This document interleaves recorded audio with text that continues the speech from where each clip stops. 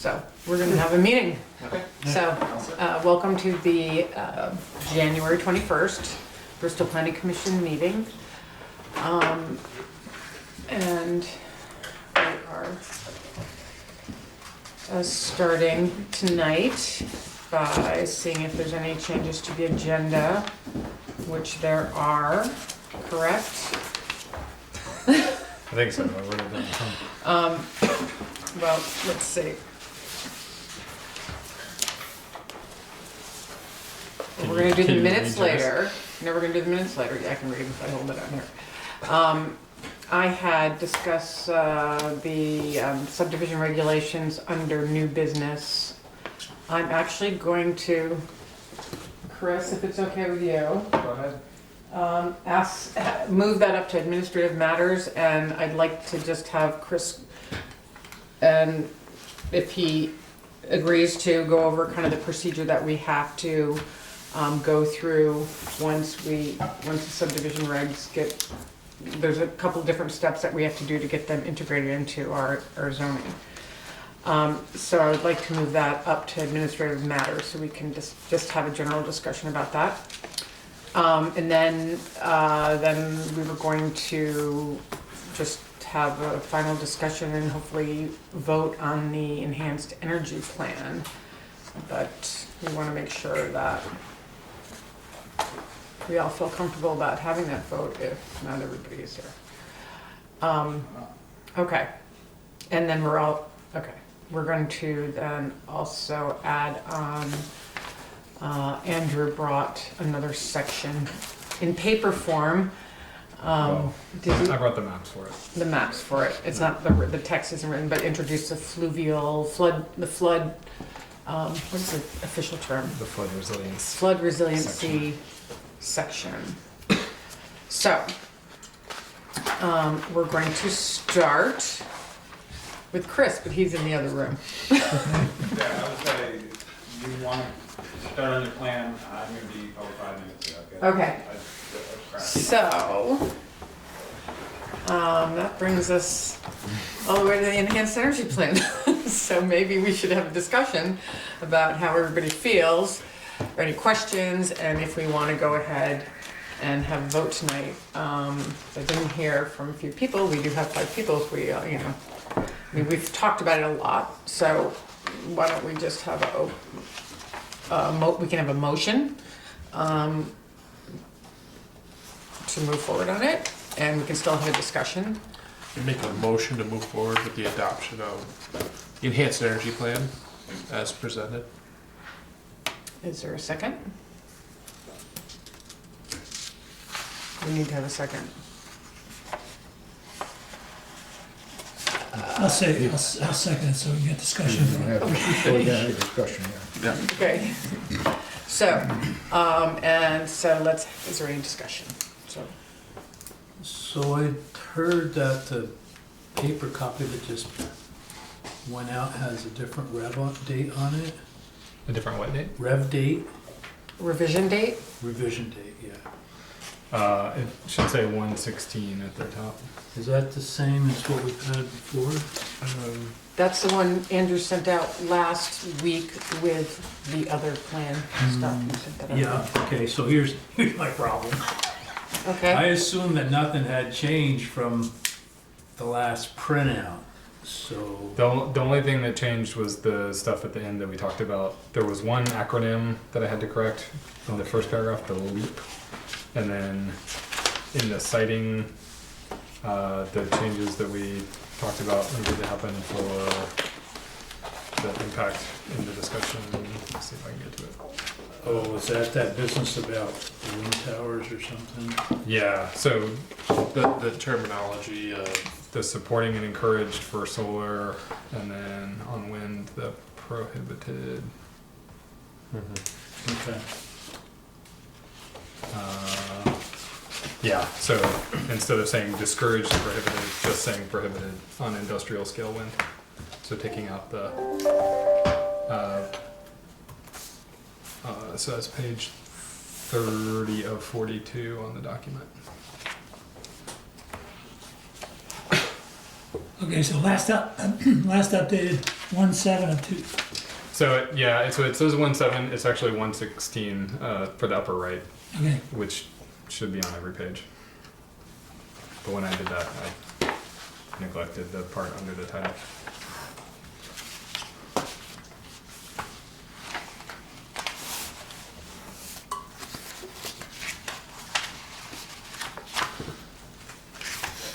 So that section on page 30, and then there was an acronym that, as I was reading it, we realized was the Long Range Energy Alternatives Planning Model.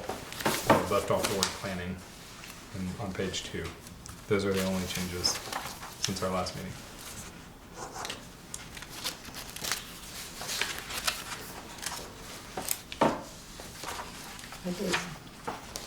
I think I believe You believe yourself. you too. I have So, tried not to open this last draft, is this something the state's gonna see is okay?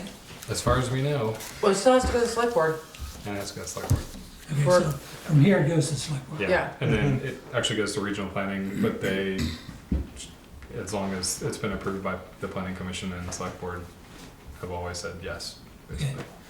And then the public utilities commission. And we don't know yet whether any of them, none of them, we haven't had any get that far, I don't think, from Addison County. Okay, so- Oh, yeah, yeah. No. This one is there now. So that's That's Moncton's, most likely, yeah, Yeah. No, it's not Moncton, It's it's not? Leicester. lesser. I was gonna say, they were the Moncton's- first to do it, right, Yeah. Lester? Moncton's You- is there not, we got- They did Moncton's that. is approved by the planning commission. It's actually on my desk to be informally reviewed. And the select board, I believe, because it's part of their plan, like us, they have to vote it. They have to wait to a voting date to approve it as part of their plan. They're also updating their plan.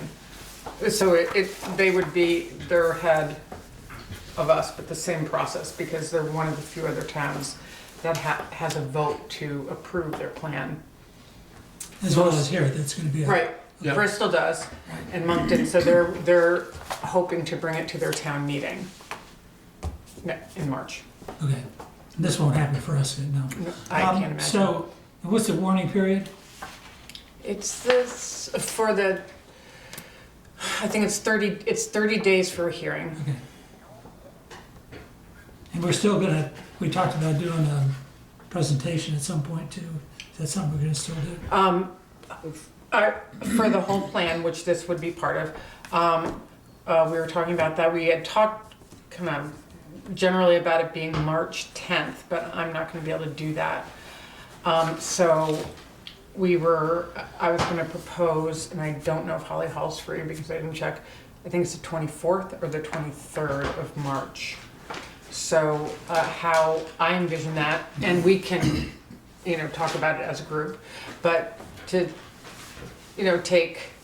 have a bunch of tables, so say have an energy table and display a bunch of the maps and, just kind of take some of the big points and do a display so people can, and have maybe, some place for people to leave comments, have members of our board there to answer questions. And it's really kind of like a show and tell in a way. Yeah, So that would be one table. We'd have a forest fragmentation or natural resource table with that information. We should have a land use table, and we can just, at that point, hopefully we'll have a lot of the maps done. We can enlarge them and put them on, bigger boards. Maybe good. print out some of the It goals. seems to be the natural process, so that's good. Who at, planning commission, or rather, I'm slipping my mind here all of a sudden. Regional planning, Andrew's from, regional planning. North Carolina?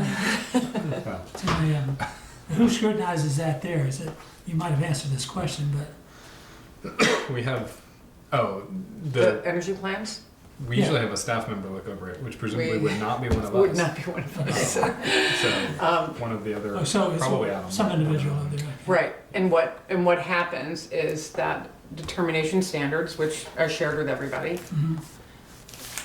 basically, those are based on state statutes and goals for energy base, that came from Act not 71, 174. And it's basically checking, like, does the plan meet blah, blah, blah, blah?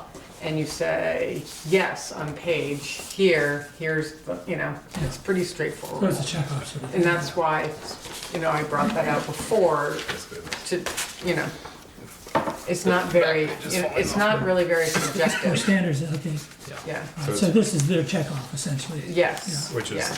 what we use as a starting point to write it. Okay, so yeah, that, okay, too. So it's kind of,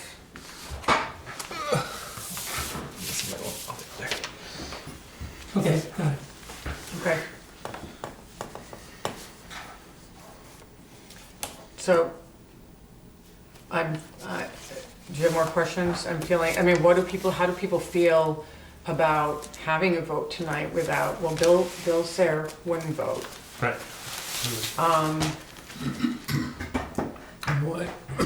What, Is his concern to recuse himself legitimate in your opinion? he's on the board of Vermont Gas. I know, but I think so. but He we're feels talking very, about energy. We're not talking about. I mean, there is a clause about natural gas in there, but it's an he energy feels policy. strongly about that, so. Yeah, I mean, in all reality, conflict of interest, unless he's got a personal financial gain, there's really not a conflict of interest there.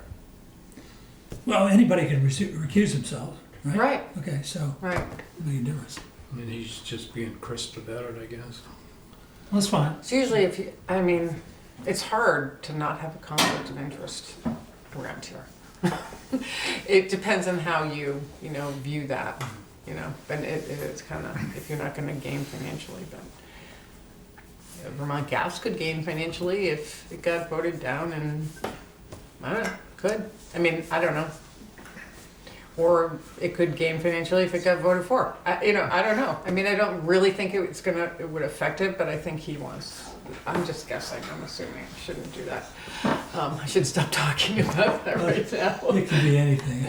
So wait Right. out here, the Front Porch Forum had a comment in there from somebody that was concerned about dryer I know, we sheet. had that conversation Right. before I left tonight.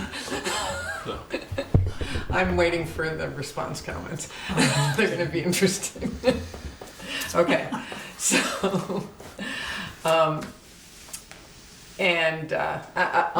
I got an email from Tyler tonight, and Tyler, and maybe you know this, he's gonna get off the board. All right, okay. So, but he's still on the board now, so I think we still officially have to count him as a member of a 9-person board. It's just two, so, so now that's televised. So, I don't know, what is everybody's feelings? Do you want to wait? I'm surprised Mark isn't here because he was the one who wanted to, yeah, or maybe he didn't know. So, I'm prepared at any point to move forward. It was a concern. I know last time it was a concern of if everybody was prepared to move forward and make a decision.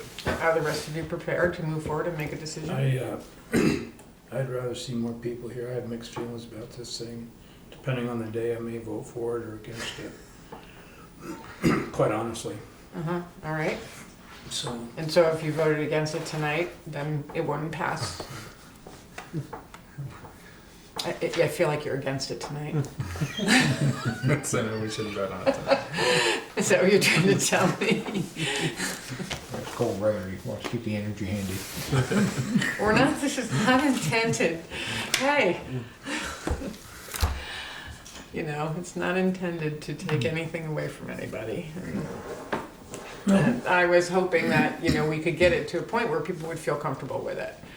And that was really our, the goal of these last couple months. So, I would, I've been trying to get that out on the table so we could work together. Yeah, I think there's been an awful lot of work put into this, and I think it's, all of a sudden we're beating a horse here, but I think I'm ready to go forward, but I kind of agree with Kevin on this, and I think it would look better for the board if we had a strong participation in the vote. Mm-hmm. Yeah, I know, it's too bad that we don't have everybody. Go ahead. Concerns that were voiced last time, were they pretty much met in these revisions? Because there's, you know, a couple of people had concerns, that's why we went another week on it, and there's another 2 weeks, and did those pretty much get answered, those questions? Well, the concerns were coming from Tom, and I think Yeah, you didn't have a chance to read everything, and yeah. and Kevin, I mean, we had, I thought, Yeah, so, I mean, Mark was ready to go ahead, and I don't, and Bill, well, Bill's not here, so. I think the main one was just clearing up the language on mostly the industrial scale wind. I don't think there was anything else. yeah.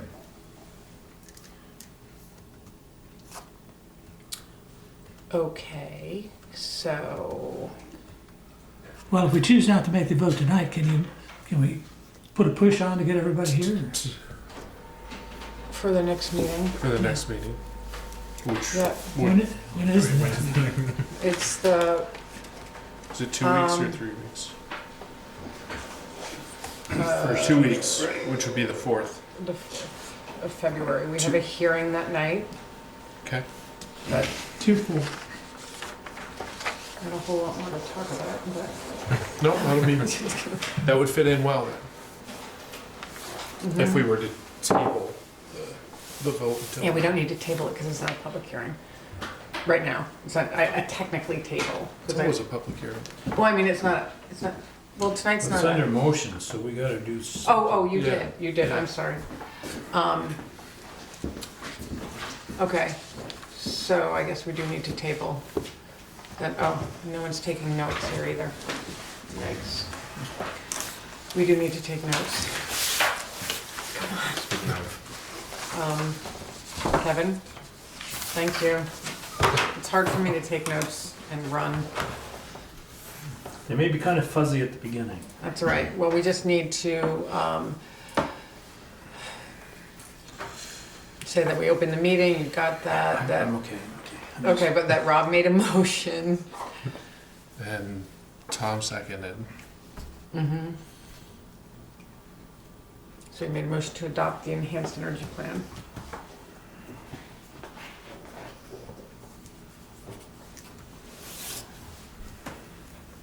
So if we're gonna table it, I guess we need Right, something. so we need to now make a motion to table it. Amendment. Amendment. So, Do we, or, we're tabling the motion. right, but your motion wasn't to approve the, We made a motion to vote. to move for, your motion was to move forward That was to with discuss. discussing the energy plan. Robert made I- a motion to right, move the way forward I to worded- adopt. Yeah, moving forward to adopt. Move forward with the adopt.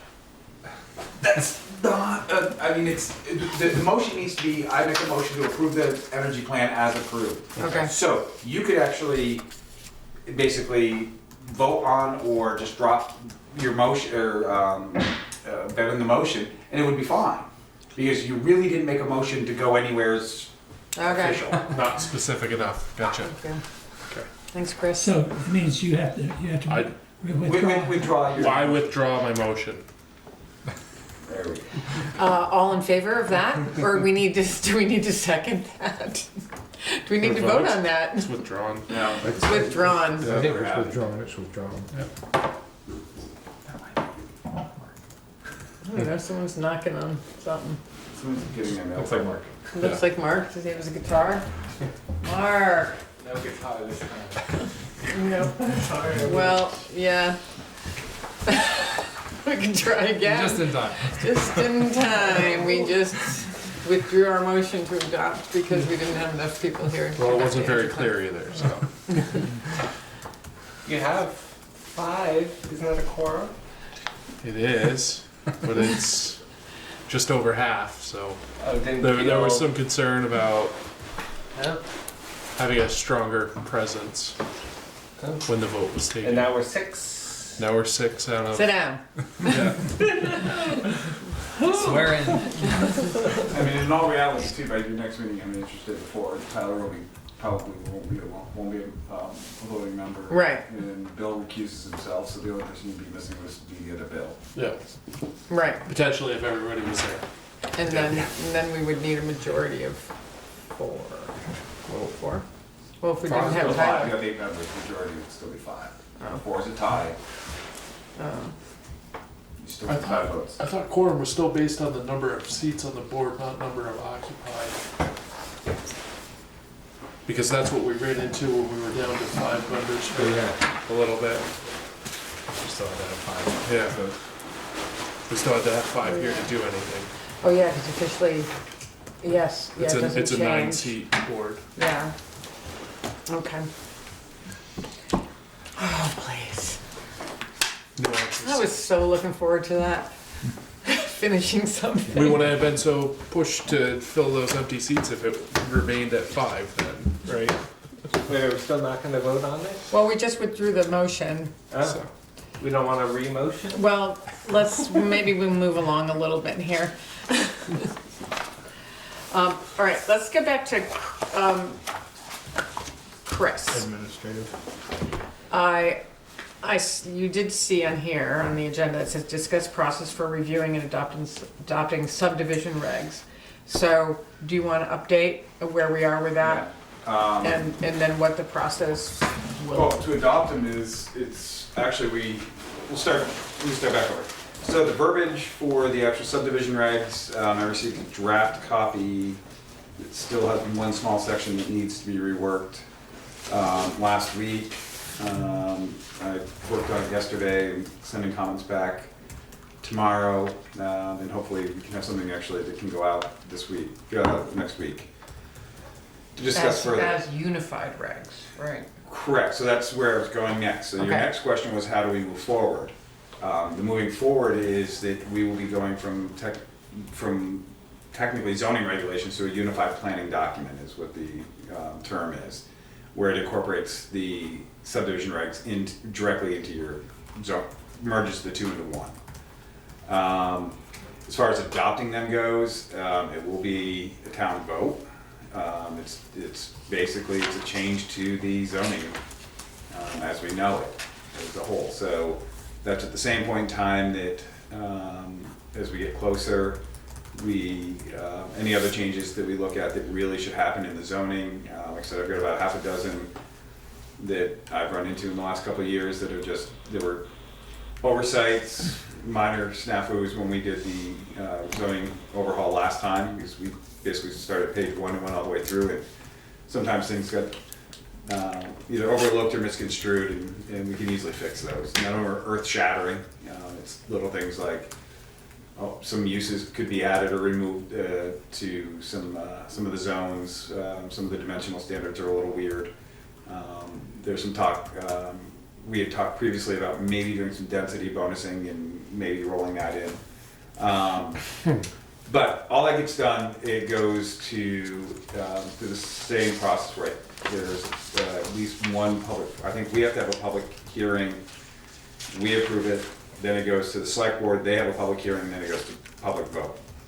All that being said, knock on wood, August is the time frame that would be as soon as you can pull that off. Select board's not gonna touch anything until after town meeting, and then to get the hearing is a 30-day warning on that, and then they have to vote, so. Is that for an interim also, or? The interim, the select board could actually do it in one hearing and one board vote. But if we're gonna do this, we might as well do it all as one and do it correctly. That way we don't have to have an interim and then 2 months later do it all over again. Okay. There's nothing in the pipeline at the moment. Well, that if we miss August, then we should do an interim. Absolutely, that's sort of the goal. Then the biggest shift that we'll see is we no longer will have a zoning board of adjustment. We go to a planning commission and development review board, a DRB model. How people are going to be assigned to that or sign up for that is still up in the air. Most communities have just basically can change the title of their ZBA. The problem is, I'm not sure if our zoning board wants that role or not. I think they've gotten pretty used to, in the last 2 years since we changed the zoning regs, they've had 3 meetings. How many people are on the They've been zoning board? pretty getting used to not doing Six much. and 2 alternates. Then they would be 7. doing a lot. Then it goes to, they'll be meeting twice a month, similar to what you guys are doing now. So most DRBs, at least in the summer months, spring and summer months, meet every other week. It's the only way you can pull it off. Even in smaller towns that aren't that busy. I know Pan meets once a month minimum, and there's something on their agenda every month as far as hearings usually go. Moncton's every other week. I foresee here being, the DIV probably being a twice a month type of meeting. And that's where I think the ideal situation would be to have a joint meeting with the zoning board and you folks, and lay out what the expectations of the two boards are, and then give people the opportunity to say, I'm interested here or I'm interested here. Wherever you all want it, I mean, because some folks are very interested in the planning side of it, and some people are actually more interested on the hearing and land development decision-making process than the actual writing plans and modifying bylaws, which is really what the planning commission will become. Most towns, you won't have another hearing, hopefully, once that happens with this board. Your planning commission's plan and your DRB's. It's all, DRB is all application. Development review boards review. I mean, their titles really say what they should be doing, and redefining those titles. So right now, you guys do a lot of the site plan hearings, and there's no sense in doing that, splitting them out. You should just have a DRB that does all your hearings. It's a consistent one-stop shop for folks. So that's sort of the game plan. Really hoping that's where it goes. And like I said, I got stuff from Adam last week. They look great. There's some, now it's incorporating our existing bylaws and modifying the current bylaws to reference back correctly to the subdivision regs that were created. So, making really good progress. So our what's current, outstanding? to modify the existing zoning regs to reference the new subdivision regs and the proper boards. And other than that, we actually made a lot of progress in Just 1 week. what's required for the board changes? Are there anything with town or votes as far as disbanding the ZBA, creating the DRB? No, because you define both those two boards in your, in the unified planning doc. Right. And that's really where it occurs. And it's the select board's job or role to assign people, although they probably, I mean, we're all on boards already. Right. I think it's a discussion. Technically, yeah, they would, if somebody wanted to stay on, if any of you all want to stay on the They planning commission. appoint, not assign. Yeah, you They wouldn't, appoint. your appointment probably wouldn't change, but if you wanted to move from this board to the DRB, or somebody from the zoning board still wanted to be involved but would rather sit on the planning commission, then they would have to appoint those people to their new positions. Existing positions wouldn't change necessarily. It's kind of a formality. It is. Can you talk back, excuse me, about, I'm not clear, I don't know if I got it written down here clear, the new term is unified zoning regs? Unified planning document? Unified planning document? Yep.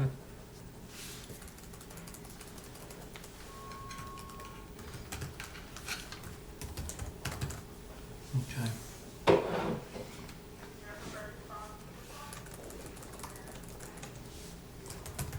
It's not us.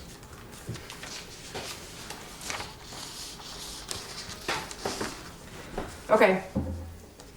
Any more questions for Chris? So yeah, so if all goes well, I'll have copies emailed out for you guys to review, and then we can have a discussion. There really isn't, just from reviewing them, there's nothing earth-shattering in these. It's really, Boilerplate. I wanted it fairly vanilla. There was no sense in creating a very complex process. I work in some towns that it is fairly complex, and there's no sense in doing that. I wanted to start with the vanilla, start the process, and as time went on, if we saw that there were either pieces missing or that more clarity needed to occur, then you do revisions. but start basic and work out where I didn't want to overcomplicate to begin with. I think what would be helpful is, as Chris mentioned, since we updated the zoning regs, and when was that, 2017 that was done? Things have been coming up and realized, and this happens all the time, and there's kind of a list of things that, you know, we've talked about that should be changed or added or whatever. It might be good if you could type those up and send them to everybody. Yeah, well, when I have the UPD, Okay. I will send out that list of changes as well. When we have the subdivision stuff, Okay. I'll do it all in one shot. And it also opportunity for anybody on here, maybe we should let the zoning, the ZBA also know. They may have some suggestions of things they So want. they really haven't heard much, so. Maybe we should give them a heads up. Yeah, I plan on emailing Kevin Brown to communicate out to his group. Okay, that would be good. And so this would be an opportunity if they have any issues Yeah. Luckily in the they- zoning regs, yeah. that they would be able to, what? We haven't seen any that they've dealt with directly that have been like, oh my God, this is a big issue. They may, yeah. So and the other token too is, I know everyone has so much free time on their hands and everyone loves some good light reading. Review the zoning regs. If you see things that are just either odd, don't make sense, or you'd like to see changes to, send me what you'd like to do and I can try to incorporate them in or explain. There may be a reason why something is very unique and there may be some background in why it was done that way. But from there, I can either add them to the change table or the requested changes, or however you would like to move forward with it. So, Okay, thank you. Okay. New business? oh, I'll give you your minutes, that's what I dropped. Oh, minutes. I dropped out your stack. Oh. Okay, here are minutes from our last meeting. Or two-pager. All right, 2 pages. Or do you have?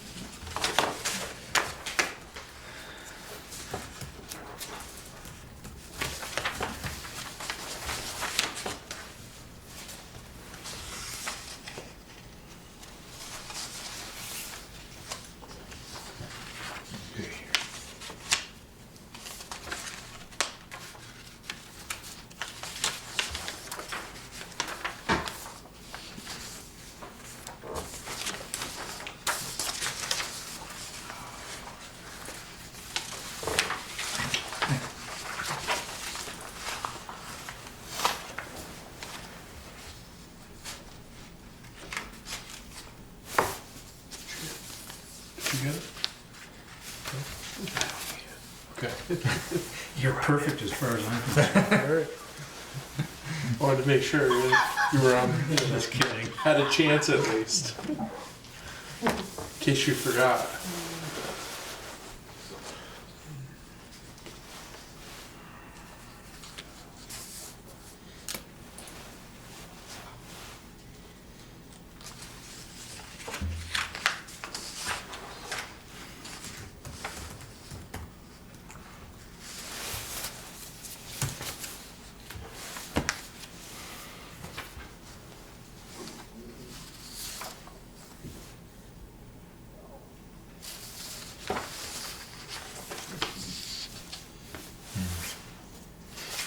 We can talk about that. Make a motion to approve the minutes of January 7th, 2020. I'll second it. All in favor? Aye. Aye. Motion is approved.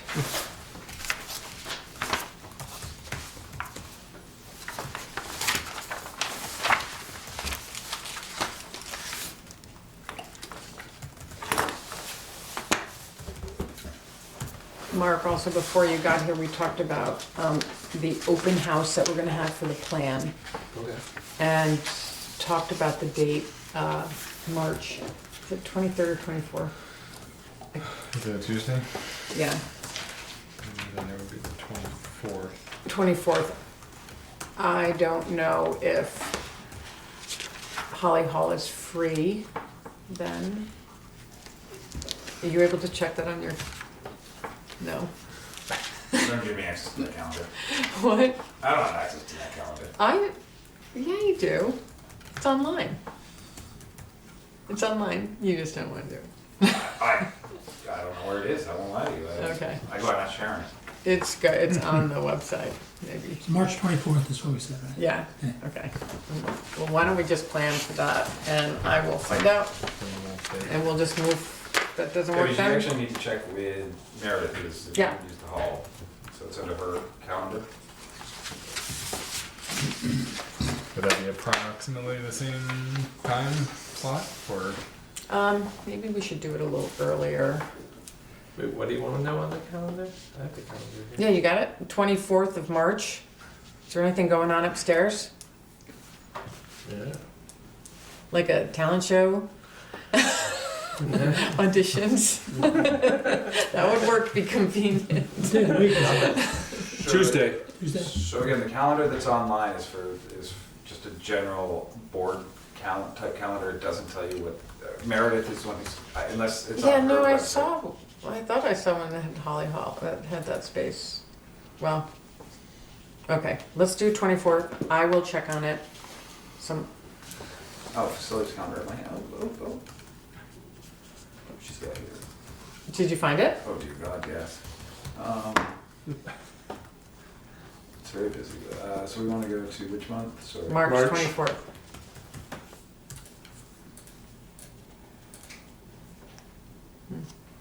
March 24, they have the only thing they have scheduled is after school pottery in the pottery studio at this point. Okay, let's say 6:30. Pizza, or should we do it earlier then? There's pizza. Yeah. 6? 6. Let's do 6. 6 o'clock. Pizza, Holly Hall, March 24th.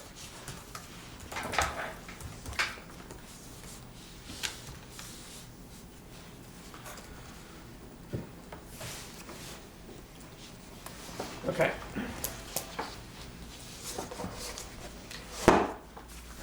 So can I hand it over to you yet? So who's I don't know where we are.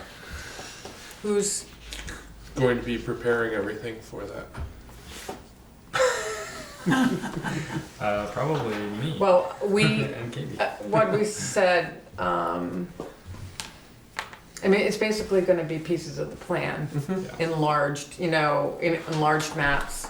Maybe we enlarge some of the goals and policies, and, we'll need to, Probably assign somebody to each table. yeah, That have read it. we'll need enough planning commission members here. It'd be great if everybody came. So actually, I got a conflict with that problem. I don't know if that matters or not. Are you talking to yourself, or? I think he's talking about. He has a conflict. That you can't, that, okay, well, let me answer your question. There's tables up there, you know, we'll need to get there a little earlier, set things up. I mean, well, it's not gonna be that big of a deal. Someone will have to pick up the pizza, you know. Would you say? And I was more concerned if the logistics have been thought out about the presentations Yeah. and what. Well, I mean, not exactly what's gonna be on, but I think at that point, you know, we have, the material will be prepared enough, and it, you know, it's still in draft form, it won't be adopted yet, so the idea is to get feedback. So, but generally, we want to, you know, have the maps and goals and that sort of thing, and, I think the thought is to make it kind of a drop-in, not necessarily Yeah, like so- if we're doing a presentation. Yeah, yeah. This would be there at the beginning. and so we'll have to do a little marketing of it, get it in the paper and maybe put some posters up or something like that. The Forge Forum. Yes. Front foot forum, yeah, and maybe some people will come. If there's pizza. So, And marshmallow. okay. All right, so do you wanna, Sure. If we're ready to jump in.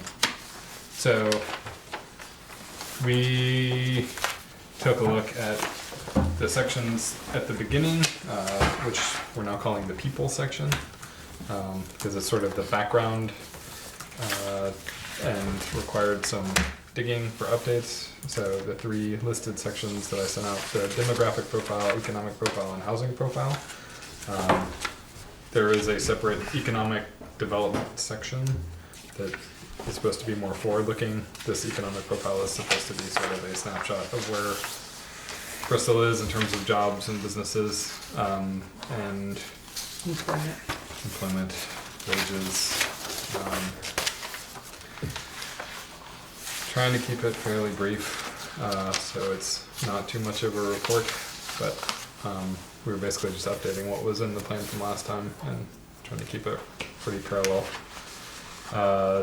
There are some updated figures. We tried to convert a lot of the more lengthy tables into figures, and we'll try to have the sources on all of those so that if people really want to look up the exact numbers, they can, or do something with the data, they can, or they can ask us.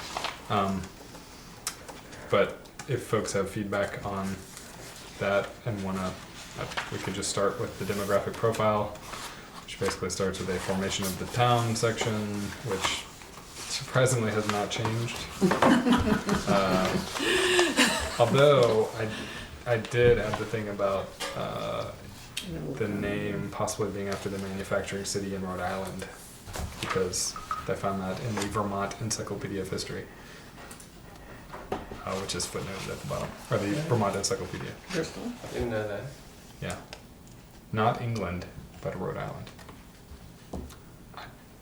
Of course, Rhode Island. It's Which in we the now book. is probably changed. Yeah, exactly. So what's the story on some of the tables that you said are not included or should? So yeah, so those ones on the very back page where it says Those "Don't two. need these tables?" ? Those are the original from the last version of the plan. For at least those, because they're a lot of them we have estimates from the American Community Survey for 2017, I think is the most recent. But obviously we don't have 2020 yet because that's just getting started.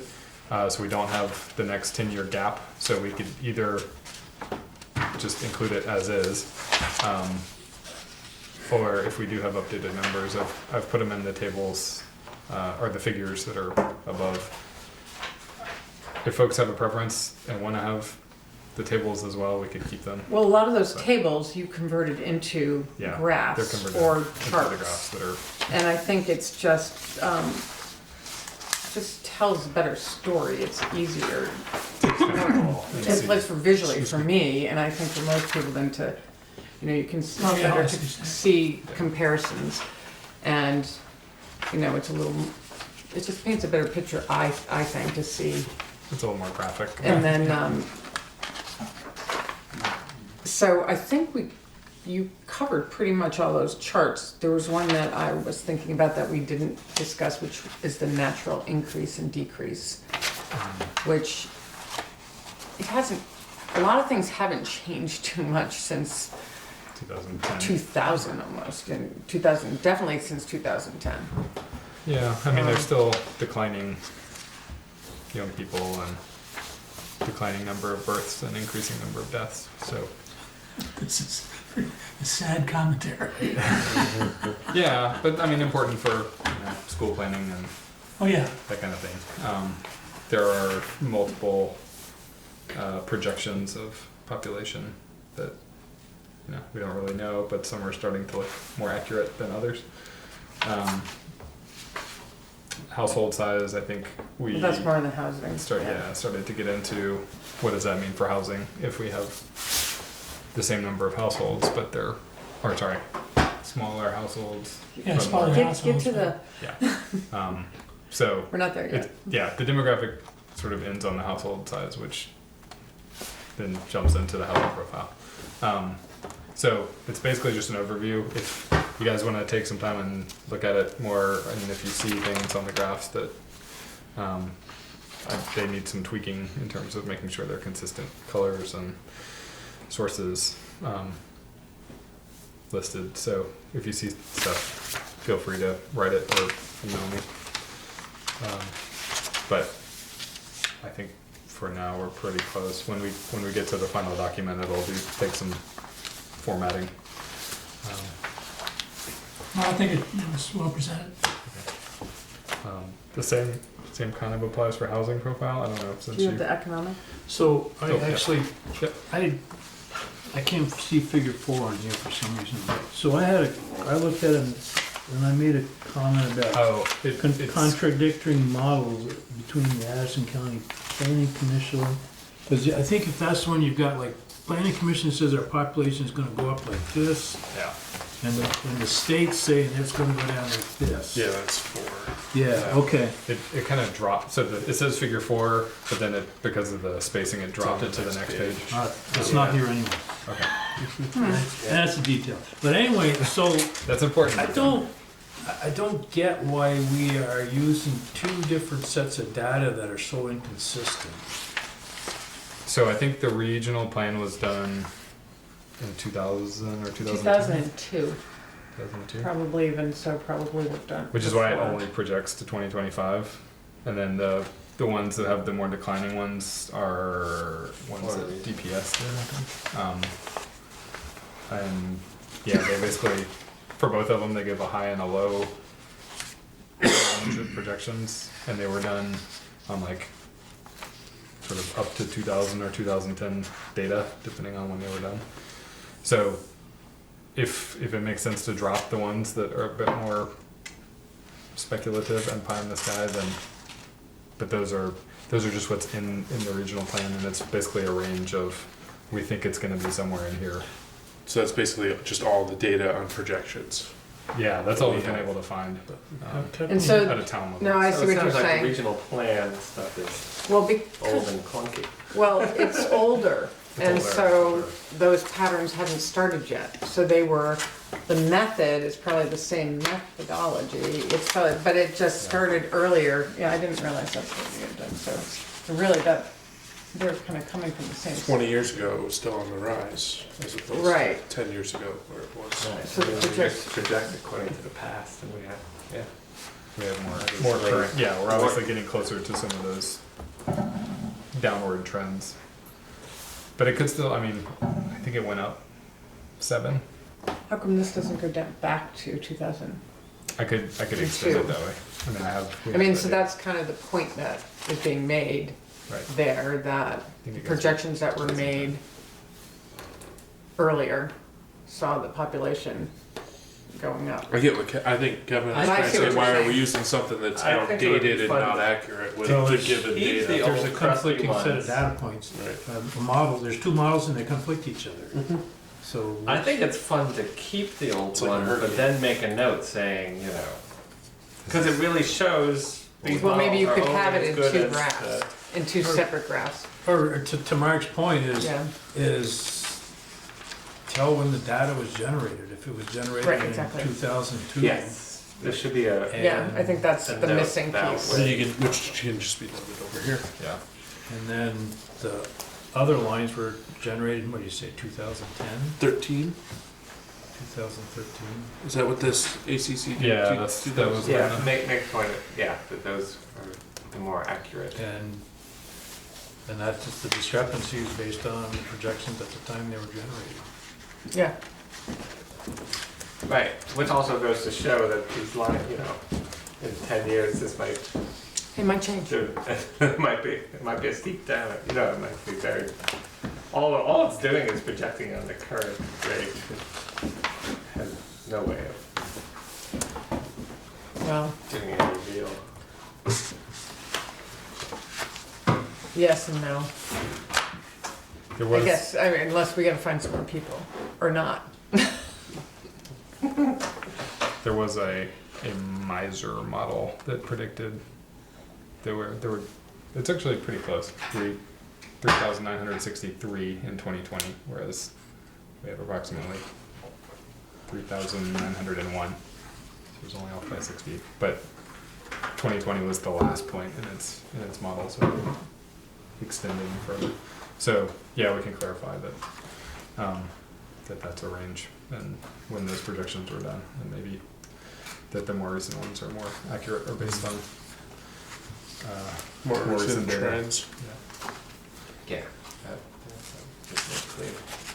So, got that edited.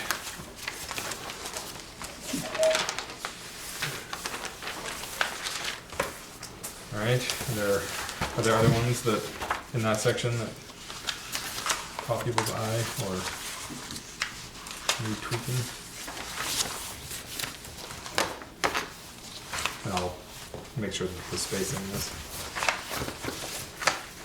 where it puts the figure 4 with the actual Yeah, there's not. graph. There's definitely still titles and labels that need to, Formatting. Yeah. and a little formatting to go. So the next, do you want me to do economic or do you want to? Well, is that the order it's in? That's the order we received it. I don't know if that's the order they were Economic different or intended to be housing, housing second? It was listed with the economic, then housing. That's what I thought it was. Okay. Do you have it? Yep. Do you have it tonight? So the economic profile has basically some stats on labor force, annual employment. These are all from the Department of Labor, buried on their website. I was wondering about that. Yeah, that dip in Yeah. 2014. You're gonna have to take that up with the Department of Labor. Yeah, okay. A paragraph about where town residents work that I think in some ways we reference in other parts of the plan, like I'm pretty sure the energy plan. When we talk about vehicles, we mentioned that there are quite a few people working outside of town, so cars are somewhat of a necessity. So this sort of graphs and Venn diagram are two different ways of showing people coming into town versus people that live in town and work in town versus people that live in town but work somewhere else. So if you guys have a preference on one of those, it's basically showing the same thing. So is that figure 3? Yes, the primary jobs inflow outflow. Yeah, so I had some questions about it. Which I can't see the thing right now. But anyway, the term in the title block was employed in selection area. So a selection area would be Bristol, right? Yeah, so this is, I just clipped from their website. So the selection area is the town Yeah, so we of should Bristol. explain that. I can, yeah. I don't really like either of them. Okay. Personal preference. You don't like what? Either of them. As an option. Well, what it- would you like? I don't, And then the other thing, if you look at, if I understand this Can't say that. chart right, it says you've got 305 people working in Bristol and you got 748 coming in. That is according to the census data that they're pulling from. So that's like, what, 1,000 people? Yeah, Ish. 1,053. Yeah. And then somewhere else, we're saying that there's like 1,368 documented jobs and maybe 30% more undocumented jobs. So that doesn't align with wherever that statement was in a previous paragraph, right? Yeah, the 1368 is in the first paragraph. Yeah. So it So I doesn't think align with for one, Section A. it's 2017 versus 2018, and the way that people are counted in jobs Yeah. is like, is it their primary job? Is it a secondary job? Do they count, if you're self-employed? A lot of times then it's based on like insurance numbers and people don't I get read picked one up, so place they're all- where they only count employees if you have insurance through work. And that, a lot of people do not have insurance through work. But yeah, so the Section A was something about labor statistics, which would reflect that. the labor force from the Department of Labor. Yeah, and then there was a comment about, well, there may be 30% more undocumented people. And this thing's like 300 shy of that base number. So I don't know. 30%. Yeah. We're not close. Anyway. Part of that maybe because there was some increase from 2017 to 2018, 300? but not 300. No. So I don't know if there's just an explanation, again, Yeah. if there's an explanation where the data's coming from. Yeah, or- I can dig into it and see if there's something that's more easily explainable. And we can also, if folks agree with Robert that those figures are not the most helpful or could be more helpful in a different format. Show them one of Kevin's maps. Not your map, different Kevin. Yeah, do we have that? Well, they're what we had in the plan before, Right. but they're not in the printed. We might have them. So in the previous plan, you know, the problem with this is that Robert's gonna like these better. We're gonna have to go back to this. There was a commute shed and a labor shed map, which You we can't just were, say no to everything. which well, Isn't it right? so basically showing those two different patterns, where people go to and where people come from, based on, I guess, census information. This is definitely more concise. Yeah, That's what we were going Yes. for. Yes. Yeah, that's, But I I will said say I that. don't wanna do that. But if you wanted to know exactly where people live, ish, Mm-hmm. at least approximately.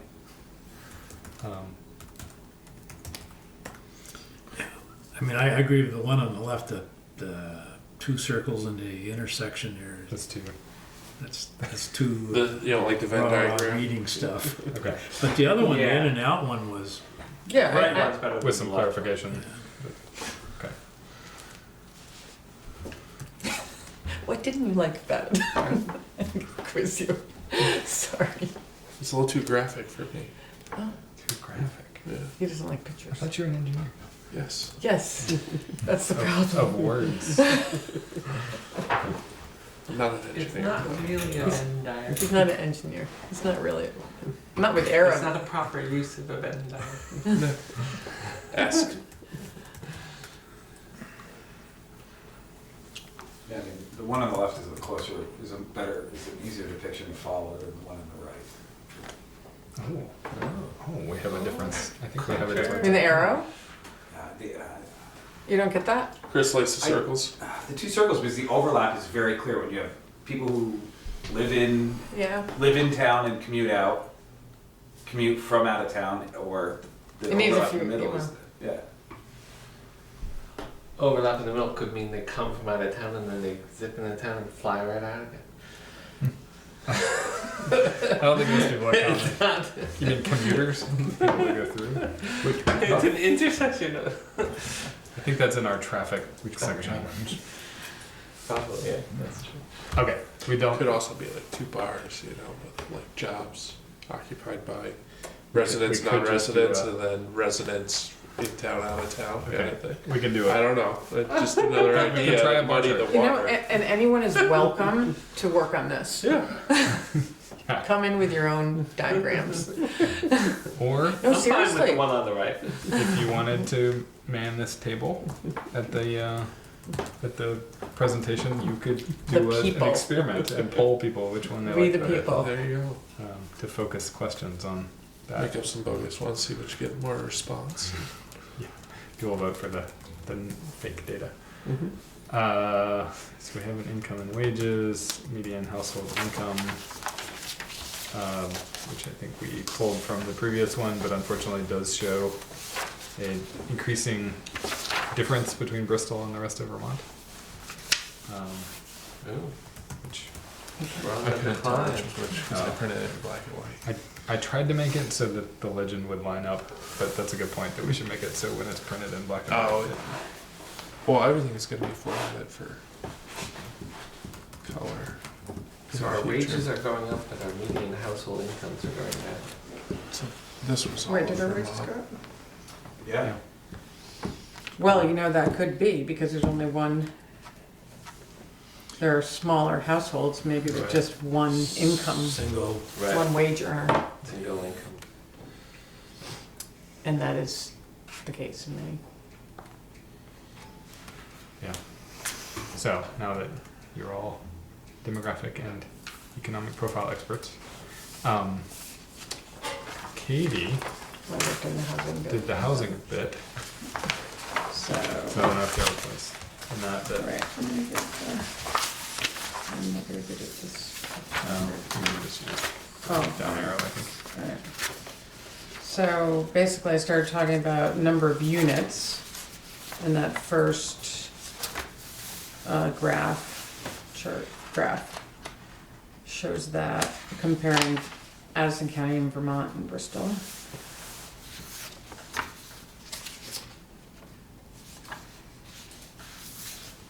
And so, oh no, that's, yeah. So the housing stock did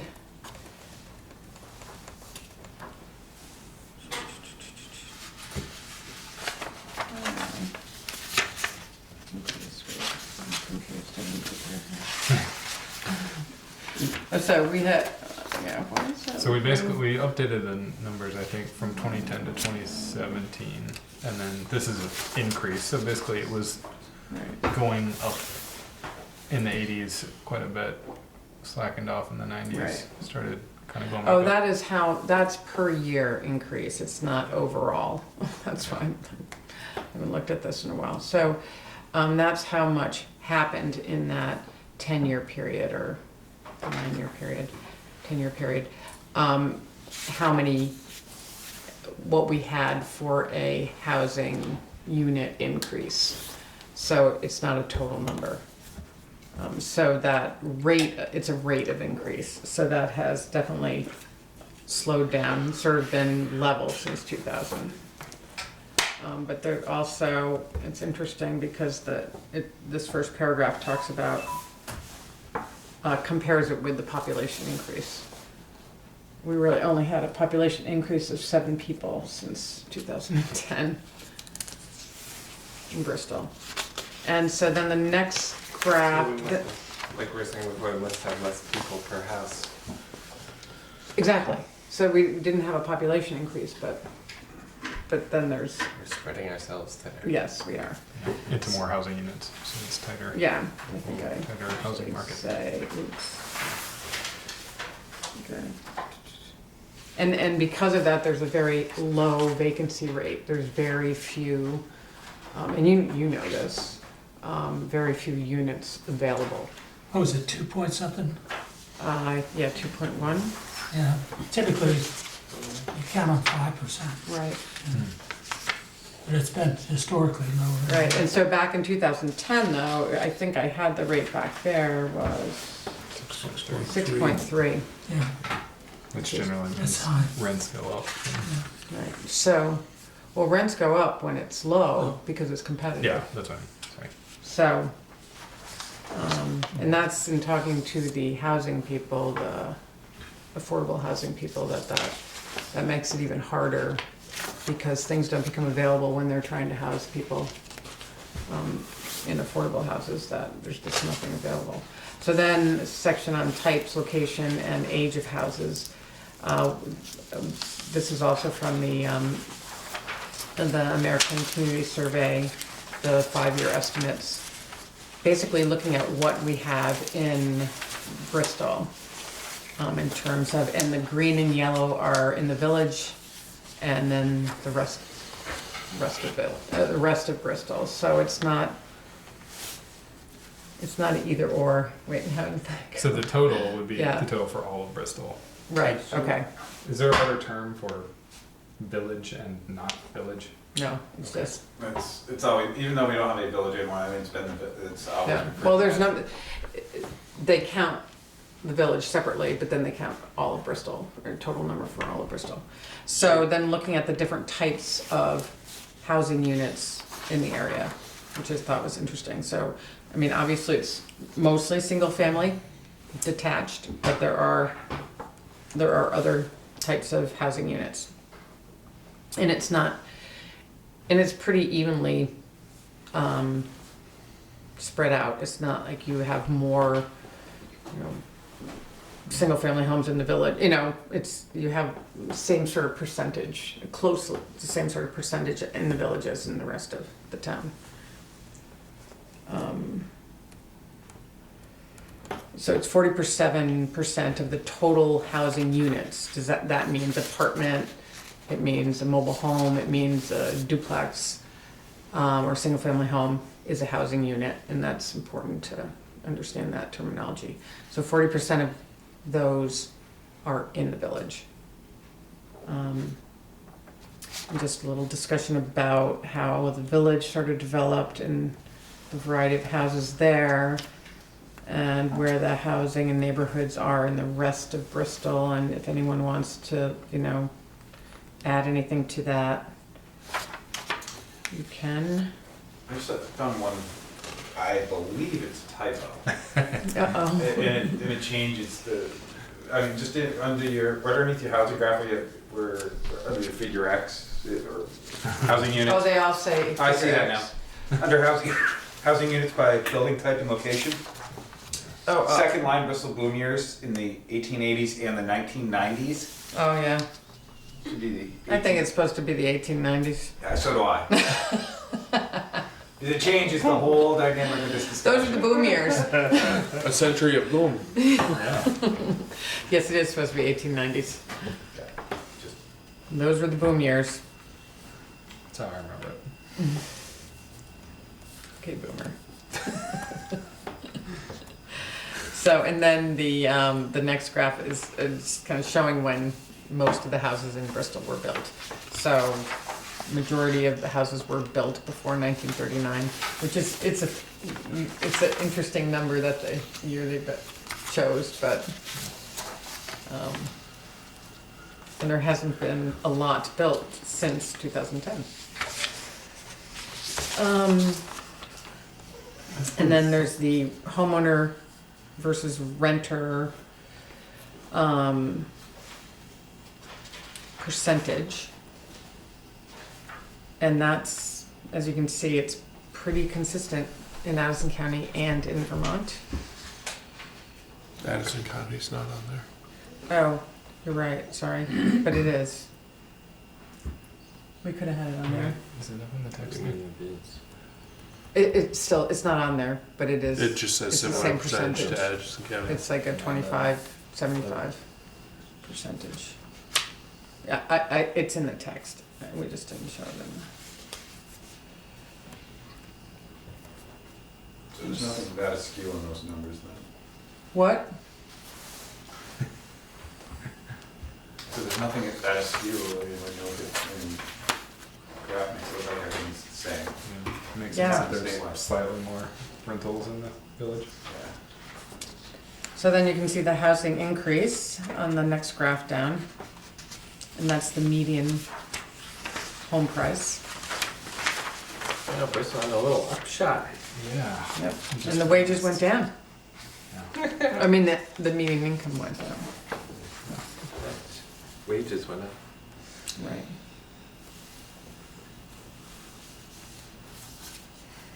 Takes a while.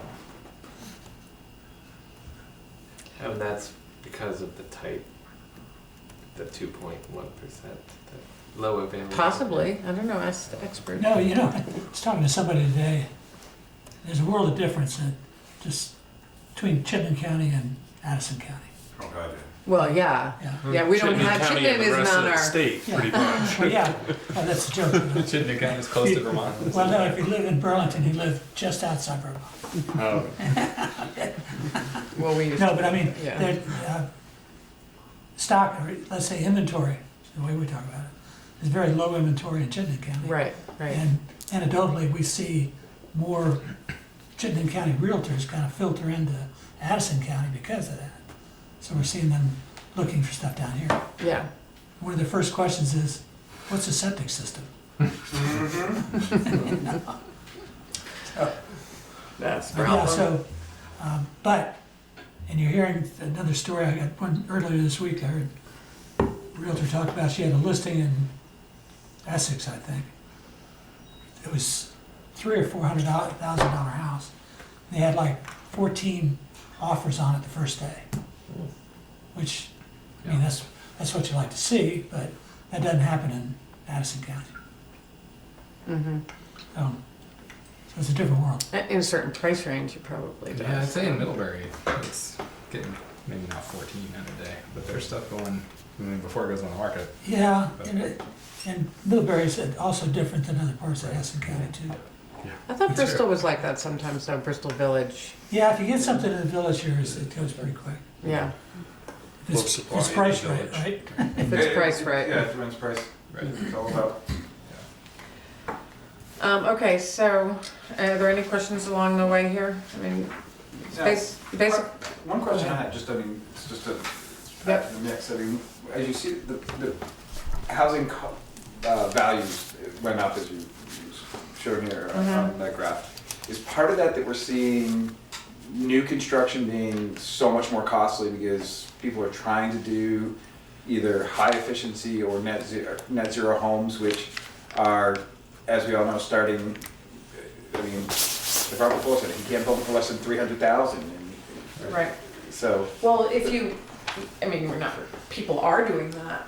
You're not, you're actually required to build them at a certain efficiency meet level their if standards. if they're subsidized or they're, funded by certain funds. I mean, you have to meet Vermont energy standards. If Right. you build it yourself, Well, any that- contractor has to meet that. If Right, you build it yourself, energy you don't. standards, but then there's a higher level. I mean, Robert Fuller's places are much more, I mean, he's building net zero, or Is what he's close attempting to, do. yeah. And same with co-housing. Right, so my question is, as we're seeing that style house occur more, are those, because we aren't seeing a ton of new houses, I mean, Right. on the market, and we aren't seeing a lot of housing turnover, I mean, I mean, that could, but this is 2018, it could be. It could, I mean, that could have thrown it. I mean, we had a bunch of, I mean, there's what, a dozen houses in the co-housing that were all higher end Yeah, cost-wise than the average, because of the Yeah. efficiencies, it's possible. so. Those are all It's pretty high priced though too, That's what At the I'm- co-housing, yeah. Yeah. Well, yeah, for this area, for Bristol. because they're net zero, basically. I mean, that's the Net zero with metal vestas chimneys that come in at the top of them. I guess that's still net zero. I don't know. I mean, those are, I can't answer that question. They're not net zero, they're net zero ready or net zero, they weren't built with those chimneys. Those are things owners put in, Yeah. their choice. That's what I've What learned. chimney's going on? Go up, walk up through there. They got, a bunch of them got wood stoves in them. Oh, what's that? That's the ones, the silver, brown silver. Chrome, chimneys. there's stainless, stainless chimneys. On the outside of them? No, through the, Through the- So, let's see. So Um, at some point, so I think part of the reason for splitting out like the demographic and the economic ones was that we do have in the old version of the plan, we do have a population section. And it has some pretty limited goals and policies, which, targeting population to continue modest growth, maintain age diversity and multi-generational nature. I think Well, we we're- decided maybe we're not necessarily necessary for, So we might The town look plan. at having goals and policies at the end of this section, not for each part of it, that address. right, so it would be more probably housing focused than anything, just because. that But it's makes- all related, that they're makes all sense, related. So. And I would like to add on here the affordability, we didn't really talk about it in here, but the percentage of people who are paying more than 30% of their income for, or in many cases, more than 50% of their income for housing costs. It means their housing is not affordable for them, which is, and now these days, I don't know, you probably find this too, it's a lot of people. It's not just Yeah. people you think, That's what the lenders like to see is 30%, but like you say, are approaching or exceeding 50%. and that is applied to renters too, and Oh, yeah. it's probably, well, in what we see, it's about the same renters, and there are quite a few people, households that are paying more then I think it's like maybe 16% pay more than 50% of their income towards their rent or housing costs, Wouldn't surprise me now. which is a lot.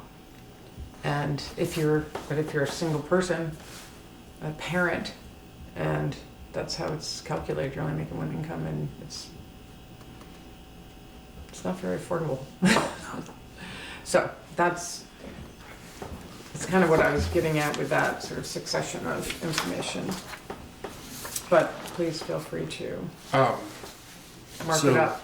Yeah, I was gonna say just some formatting stuff. You know, the other two sections go right into Yeah, I know. A with no header. that Yeah, kind no, of we haven't thing. got there yet. We're gonna venture out. Alright. I could see that there was. Yeah, no, then it's kind of it's around a little bit. This last, the housing concerns That stuff. didn't quite get. Where does that stuff come from? A lot of it comes from the old plan, and then it comes from, Like this first section talking about, well, the housing stock does not meet the needs of the population. yeah, and then new homes being built are too large. That is it's coming mainly from, the housing, sorry, I'm trying to, like Addison County Community Trust is sort of promoting that thinking, and people who are working with people to house them. It's kind of a, sort of the supply and demand, or So what's too large? Too many bedrooms? well, Is that the like houses, a some of the houses that are three-bedroom is available, too large? yeah, for some of these smaller families. So that's what I'm saying. Oh. Or some of the homes that exist in the village, for example, are these big old homes. Like for my house, if I was to sell my Right, house. but it's this was probably talking about new homes being built. Oh, but And new that's where I homes. was curious where that stuff came from. I know there's a lot of large. I think old that's in homes the general. town, but Yeah, a little different Yeah. scenario. maybe that was more of a Addison County line. Addison County as a whole. So Because there seems to be a But- lot of construction now that's a lot smaller scale when it's done with, you know, the, like out on the edge of town and Right. that kind of stuff, the co-housing, you know, that's Right. not, you know, the other proposed one right.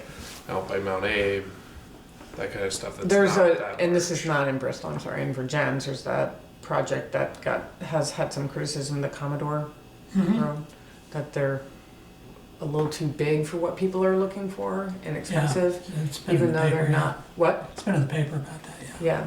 Yeah, that's not happening here that much, but I don't know, we're not really having, thanks for pointing that out, because I think I was thinking, Just out of yeah, curiosity, I'm working you on. know? county Scale's all project. relative, and Yeah. especially to different people, Right. so. And we really don't have a lot of homes being built in Bristol right now, other than these couple of small projects. But does it also make a difference, or I would think it would, if there's a certain amount of housing that's built on speculation, but there's also a percentage that's built based on, Just Demand, being Demand. asked to build it? Yeah. so, you know, it depends, I mean, both of those situations, you're gonna either ask for what you want, or you're gonna build based on what you think somebody wants, so, right. And recently, I think the No. trend's been to just sell the land, and then it's built on demand. built on demand. Yeah. I don't know if that drives the housing, the size of things, because if, you know, somebody's, you know, the 3-bedroom house concept is what's normal, if you will. And until that mindset changes, people are gonna wanna build that, and then, well, the 3rd bedroom's an office, or whatever the case Well, may be. the biggest driving piece with a lot of developers I speak to on a regular basis has nothing to do with demand, it has to do with cost to build. The fact that they have to put infrastructure in, the cost of laying down all the roads. By the time you put in your infrastructure between your roads, your septic, the hearings, possibly Act 250, if you only build $200,000 homes, your ROI on it, your return on investment is so small. You really want to build a $300,000 home to get a bigger return on investment to make it worth your time. They don't build homes because they think it's cool. They build homes to make money. And so there are people out there So that we think need more that people should be idealists? building, that these developers should be building and making little to no profit Yeah. because it should be for the greater good. Well, that's cute. But the reality is developers are developing to make a living. So, No, that's very I mean, true. just Even like- at the co-housing, they were putting in, well, let's just put another bedroom in. Because it's not gonna cost me more, but the house is gonna be worth more. yeah, and it's more marketable. I mean, it is gonna cost more, but it's not gonna cost as much as, proportionally to what yeah, I'm gonna get. To in add the more house. square footage is not that expensive compared to once you laid out all the expenses for your just development and without actually putting up a house yet. And trying to sell a two-bedroom is much harder than trying to sell a three-bedroom home, Yeah. from experience. It is. So, I mean, But what this says in here would be smart, because the family size is getting smaller anyway. Right. Yeah. So Well, then Chris- how can you do that? So Because the it seems like that is what we I mean, need. the big trend or the big driving demand in all the communities I work in, and the developers would love to do it, there's just no cost-effective way to do it. I mean, I just spent 2 hours with Kevin Harper going over his project over here. As we call them, the starters and the enders. The first-time home buyers and retirees. It's the biggest demand right now, is the small 1,000 square foot, 2-bedroom, single-story homes. Right, Great well, that's starters, what great we need. enders. Yeah, that's what we There need, ain't but none you of them. can't, right. Nobody can build an affordable. Kevin's doing everything he can and looking at grant money to try to offset the cost, just to make them so they're even remotely affordable. But So to that build them, I mean- he needs, and if he gets that money, then he has to make them some of them. high, yeah.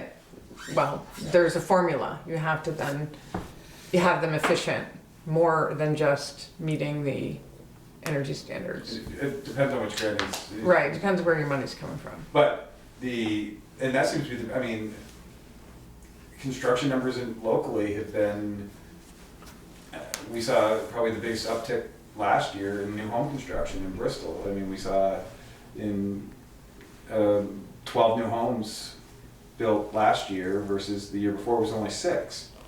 So we're seeing those numbers, we're not seeing developments go in, but we're seeing individual homes being built on small lots. I know like the Perrington parcels that the PUD that was approved up there, they finally built the first home up there. Kevin Pulse has built a handful on the subdivision he did on O'Connor Drive and up off Meehan Road. So we're seeing some new homes go in. It a bigger increase last year than we had in even the data I have in front of me is back through 2014. It's still the busiest year we've had. So. I mean, what about row houses or apartment complex? Well, doesn't we that had- become more affordable? Actually, Megan's Meadows, Well, one of the small issues we've run into that is also density. We may have miscalculated our densities when we did housing density. We don't well, really. that's a big issue, and that, Oh, because you can't.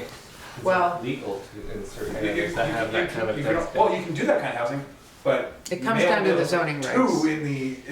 in the parcel you have, so why would you just do a 2-unit row house? because the density is based on your zoning regs, how many Right. housing And units zoning regs don't per. allow You that kind need of a lot of density. land to offset. Right, so, I mean, the great example is Susan Bowen owns the apartments down on Lover's Lane. She's got a building permit right now currently to build 2 new apartments down there, 2 new apartment buildings. Her original plan was, she was forced to. Woodside or What's Woodside? that? Woodside apartments Uh, or whatever, Woodland. Woodland, yeah. Basically where the old well was, where the old wellhead is, and that's all been approved by the zoning board. But the problem is the density, one building has 3 units and one building has 2. Her other units have all had double that density. And so everything's on hold because right now she can't cost justify building these things. And she wanted to know if there was any way around it. I'm like, nope, we have no adjustments in our density. So multifamily units, we sort of kind of hamstrung ourselves. That's one of my changes I got on my list, by the way. Well, that's an important change. That's a change that the whole state, those kind of changes, a lot of communities are looking at, going back to their zoning and really trying to convince people that it's okay to have higher density in the central villages and central, so that you can, because if you look at it, you have it, I mean, it's definitely possible. And some of the old existing historic settlement patterns, you had that density. But we've just gone over the years to a less dense pattern. I mean, you mean in statewide? You mean, Statewide, Not every- local. I mean, yeah, I mean, Bristol has never Not just been- Bristol's pretty. It's been pretty standard. consistent. It's been pretty consistent with what it's done as far as density. We don't have. so much- In our village, I think it is quarter acre.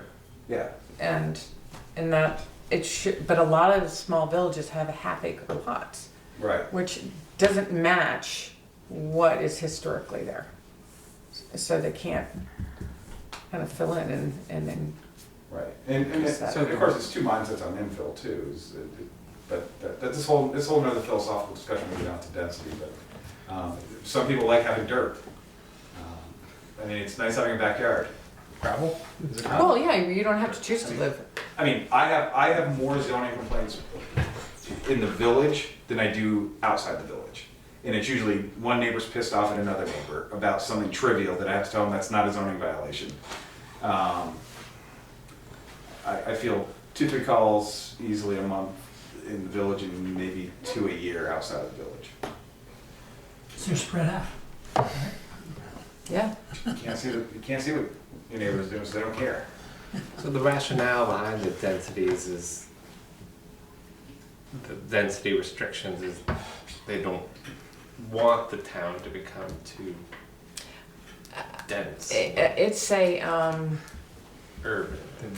the larger lot size kind of evolved years ago when people were just thinking And with a more more rural suburban, feel. everyone had their big enough lot and it just got applied, with a yard. But now it's difficult to kind of fill in certain places and because of those regulations. And density tends, a higher density or higher, more, tends, people get nervous about it. And that's something that, I think there needs to be some education on because a lot of the time, they are in a place that, you have a couple of people living in a big house that actually could probably have an apartment in and you wouldn't even feel the difference at all and you would be able to, or apartment or an accessory dwelling unit or, I don't know. There are a lot of. Well, yeah, your accessory dwelling doesn't change your density on your. Right, and that's another thing that we should talk about in here, a little bit of encouraging that, because that's a way to, if you have a big house, like, well, Kevin, is your house, is that an accessory dwelling unit in your house, or is it an apartment? It's an apartment. Apartment. But in my house, I don't know. but, It's an apartment, yeah, so I could have, like, in my house, I could have an accessory dwelling unit that had its own entrance and all that, rented out. And it would be, if it was within the regulations that we set for the percentage that it needs to be, 30%. And some people are looking at actually making that more, because if you have a smaller house, it's hard to do that. But, you just you open up, what you should do is open up your densities for duplexes and multi Right, homes. right. Reduce the densities for that type of housing and not mess around with your accessory dwelling unit. Leave accessory dwelling unit what it is. As soon as you start increasing that number, you're creating duplexes and you're doing an end around on. well, I'm not gonna debate that, but there are other ways to add density without actually building houses. Especially in a village like ours that has a lot of big old houses and we don't have big families in them so much anymore as we used to, so. Yeah, Thanks. I hear this. We aren't having a population boost, but we're getting a shortage of housing. Well, why do we need so many more housing if there's not that many more people? Well, it's a smaller family units. Right, but where are they gonna go? It's a, So, and once either they've got a big old house or they got a little new one, they still can't afford it. And one of the arguments too on the breaking up the larger homes in the last round that we did when we redid the zoning, and one of the big pushes was Spring Street's a great example. About over half those homes that were converted from single family homes into multi-unit rentals. the dynamic of that street changed. It went from single-family home, neighborhood feel to rental property. And it's a totally different dynamic that they feel on that street On as far as Spruce those who Street? live there. Yeah. Huh. One of the residents, Somebody is sure that, yeah, that surprises me, yeah. I just don't know, I haven't heard that. Chico was one of the big, I mean, he lived on the corner and Right. he talked about how everything around him went from it being a neighborhood, single-family feel, sort of village feel, to rentals, and he doesn't know most of his neighbors because they turn over every 6 months, every 12 months. The Yeah. excess of, none of the lots were designed for parking. I think that was his one neighbor, but whatever. I know the house. I mean, and that's why we also discussed, like, on West Street, of not allowing multifamily on West Street. That was, they didn't want to see some of those big, larger homes converted into rentals because it changes the dynamic of the home. Oh, interesting. That was the rationale. Yeah, well, that is the problem too, because there's very different opinions on it. Mm-hmm. Anyways, So onward. we do need to kind of work through goals and policies for this section, and I'm wondering if having one or two people as a subcommittee to sort of that I can communicate with, and we could start hashing that out, and then bring it to the full committee. Tom might be a good person to Yeah, start them with, and yeah, we could just start with the existing goals and policies and good. work through. No, And- I can work with you on it because I'm doing some of this stuff actually on the county level. So the scenario was goals, policies, action. action. Yeah, we talked about looking at it like a 2-tier instead of a 3-tier. And Virginia does that a lot of, and so we have the goals. And for this section, it might make And more do- sense as a goals and policies and less of a, especially for the housing and demographics. Aren't Do you too- want me to start by not too sending you many what we actions. have and Sure. then, okay. So is the whole density thing gonna come up in this town plan somewhere? Not specifically, we can talk But isn't that about, a we big can have thing we'll have goals. Zoning. And it'll come up in the, Zoning. I it- see. Yeah, I because the mean, plan informs the regulate, It the, would, it would be in the form of, encouraging denser village growth or something like that, that would. so What section was there's state statutes, like Vermont has some pretty strong goals about trying to concentrate development in village centers and towns and keeping open land, so to try to really promote that, sort of. So that's kind of along those goals that, are along that thinking.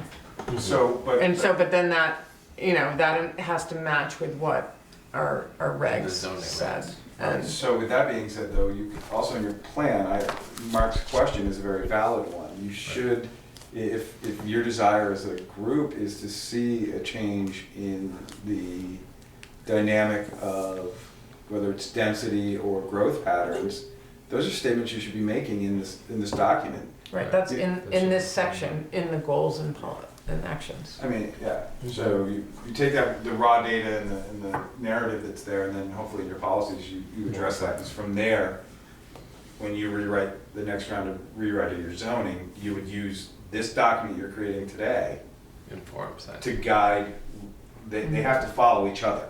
yeah. We're not really following the zoning, even though we did the zoning more recently. It's circular, so, So the zoning board at some point rewrites the zoning. no, the You- planning Oh, the commission planning. does, yeah, so. It's That's all your in- next fun It's project. all in your hands, Mark. And then sort of building on, so I think we're almost done, except moving along with those for maybe not the next meeting, but a couple meetings down the line, we'll have Eli and Tom will work together on a set of goals, policies, actions. Yeah, we can Bring just, this back. yeah, And then I talked briefly with Kevin about working on the economic development section, and then bringing that back to the group, if that is still okay with you. Sure. Okay, then I will get you the outline, and we can talk about Tell that. me what you want me to do.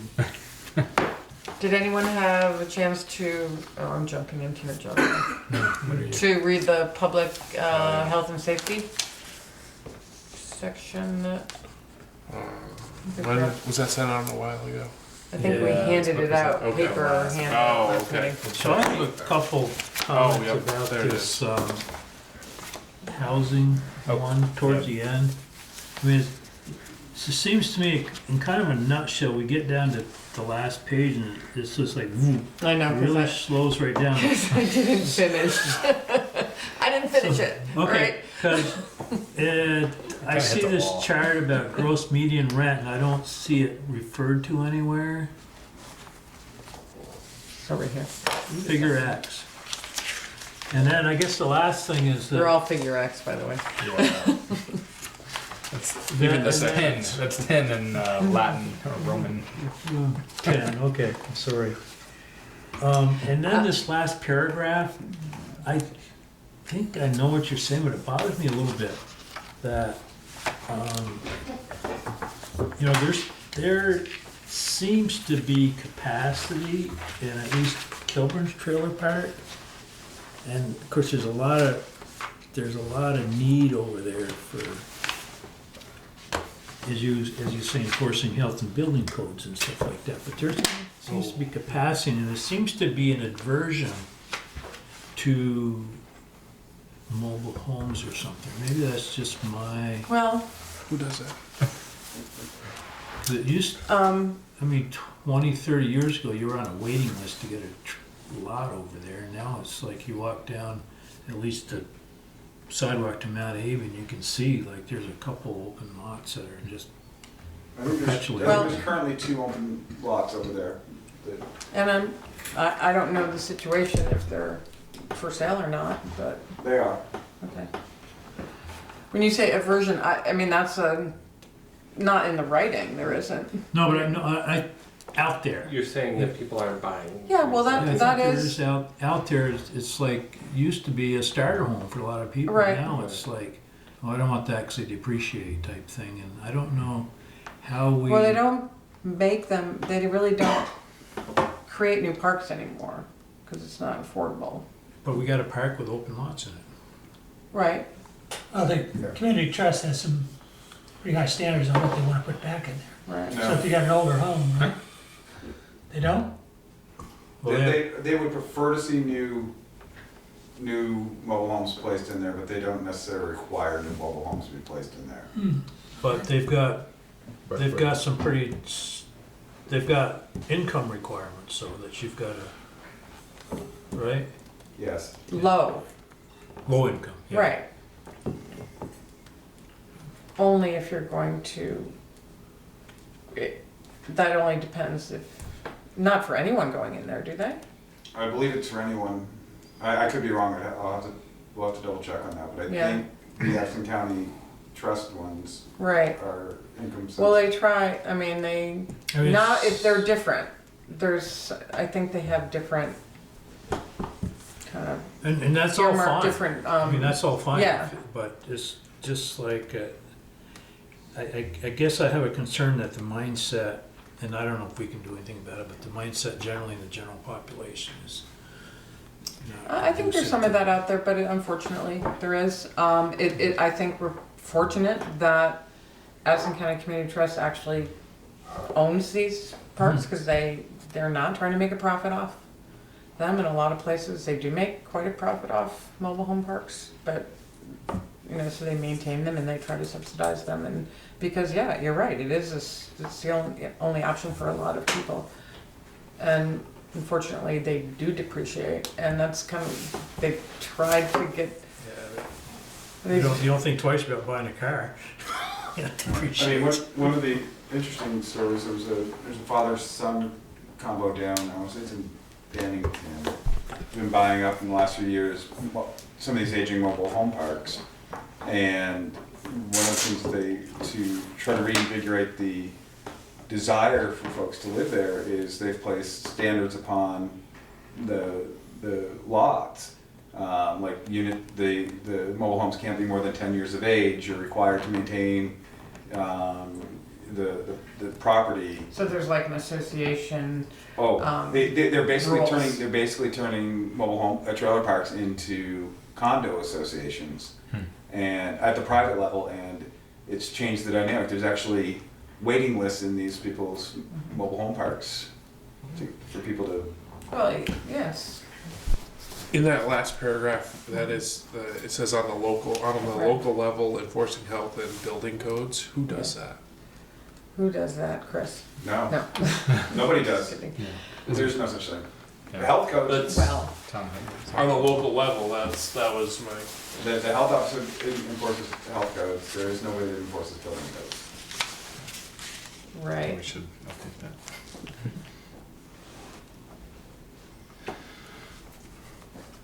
And People would dispute that.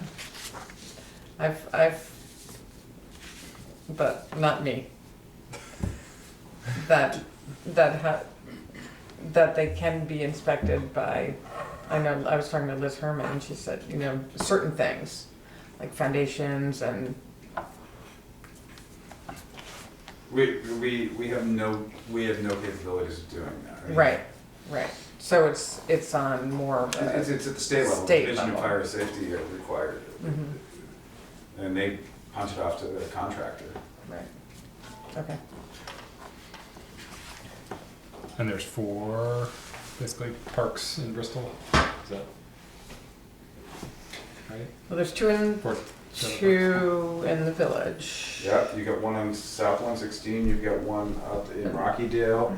Right. Cartersville would be probably consider one. There's a couple little pocket. There's another one, Maple something. Maple Ridge, Maple Ridge, that's what I'm talking about. South 116. Mhm. Blazes, KTV. That's out. Forest. What's the housing by River Oh, no, Road? but Where they put up the gate close. Oh, that's Hunt Farm. That's I don't which. oh, the one housing- up on the hill. Yeah, that's. That's like apartment. Yeah, it's low income rental apartments. Okay. The reason why that's gated off right now is they're rehabbing the entire structure. It was in desperate need of a facelift. Okay. Similar to the retirement home, the retirement senior housing that's on Mount Street, Pleasant. Hill. Pleasant Hills. That's a huge renovation this past summer. That's mentioned in here. That last chapter, paragraph, needs work. Yeah, so much work on it. Yeah, you need to stop working on it. Yeah. Right. Katie was gonna. I was trying to finish it That's the and he most said, important section, right? 'Cause I told him to that's the say, yeah, this, culmination. because you guys you wanted it. So he's like, we're sending it out. trying to I was get like, it well, sent all right, we're not done, but here it comes. Yes, that's good.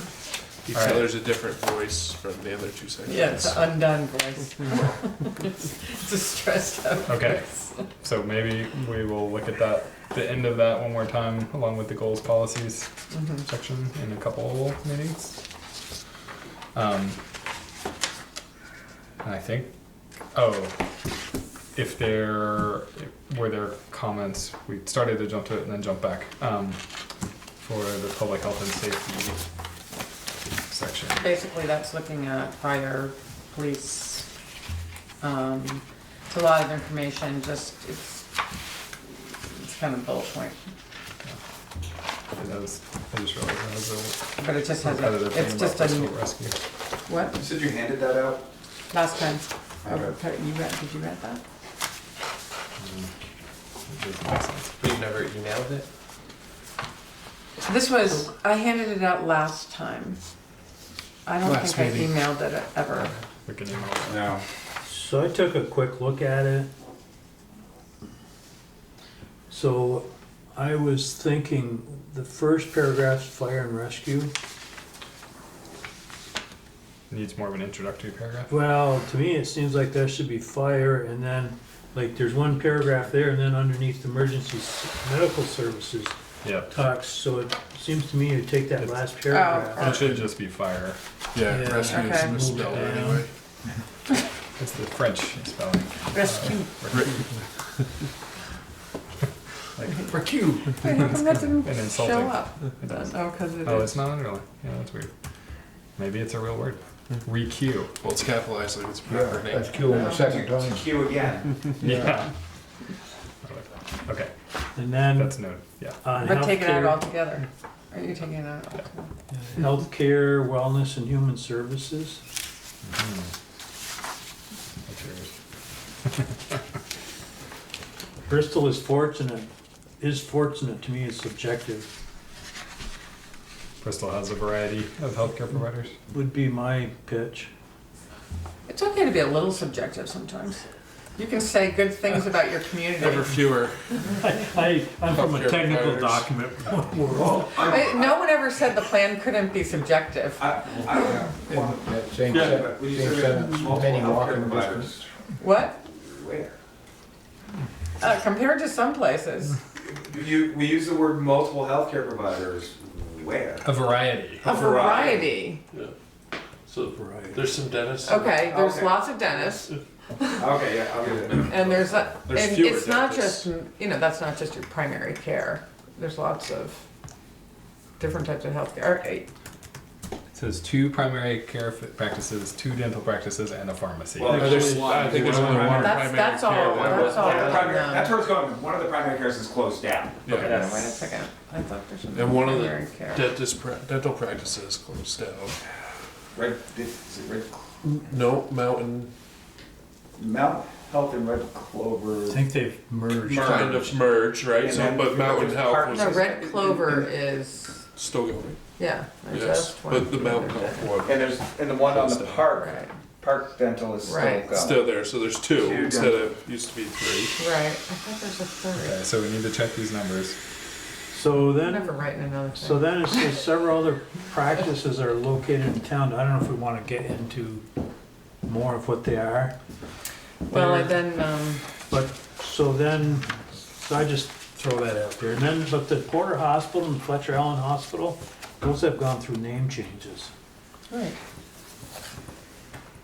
Yeah, UVM. It's like Healthcare. It's still Porter. UVM Healthcare now, or whatever Or it you is. do them, Yeah, is changes it- once a year. It's a I small thought quarter, but it's a Flickr bigger Airline- because it's part of the UVM network. Yeah. Okay, those are all worth. University of Vermont Medical So, Center. and then the other things Aren't we you don't talk, marking it on here? do we want to talk about, elderly care such as, does that merit its own sentence, such as the place over on Maple Street, and there's a few other homes that take care of elderly people, or? Right, let's see. I think it is mentioned in it's mentioned in the housing section, the Pleasant Hills, and so is Living Well. Where's Living Wells? Oh, Living Well's here, isn't it? I'll talk about Living Well somewhere. Not just a list. Age well? Age Well is an organization. Different? Okay. I think I talk about Living Well in the housing section, I'm pretty sure. But yeah, we do need to talk about it.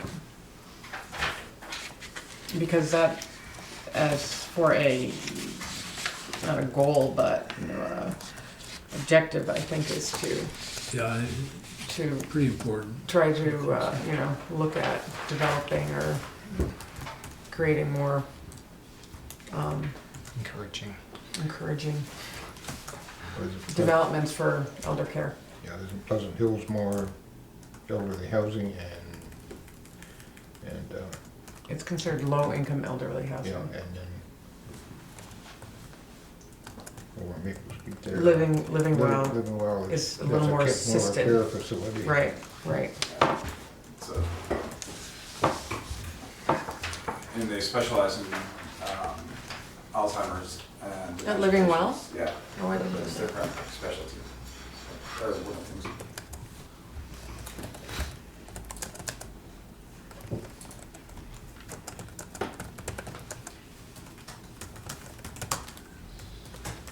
So Living Well would be more of a healthcare, but Pleasant Hills is more of housing, because it's not assisted. Okay.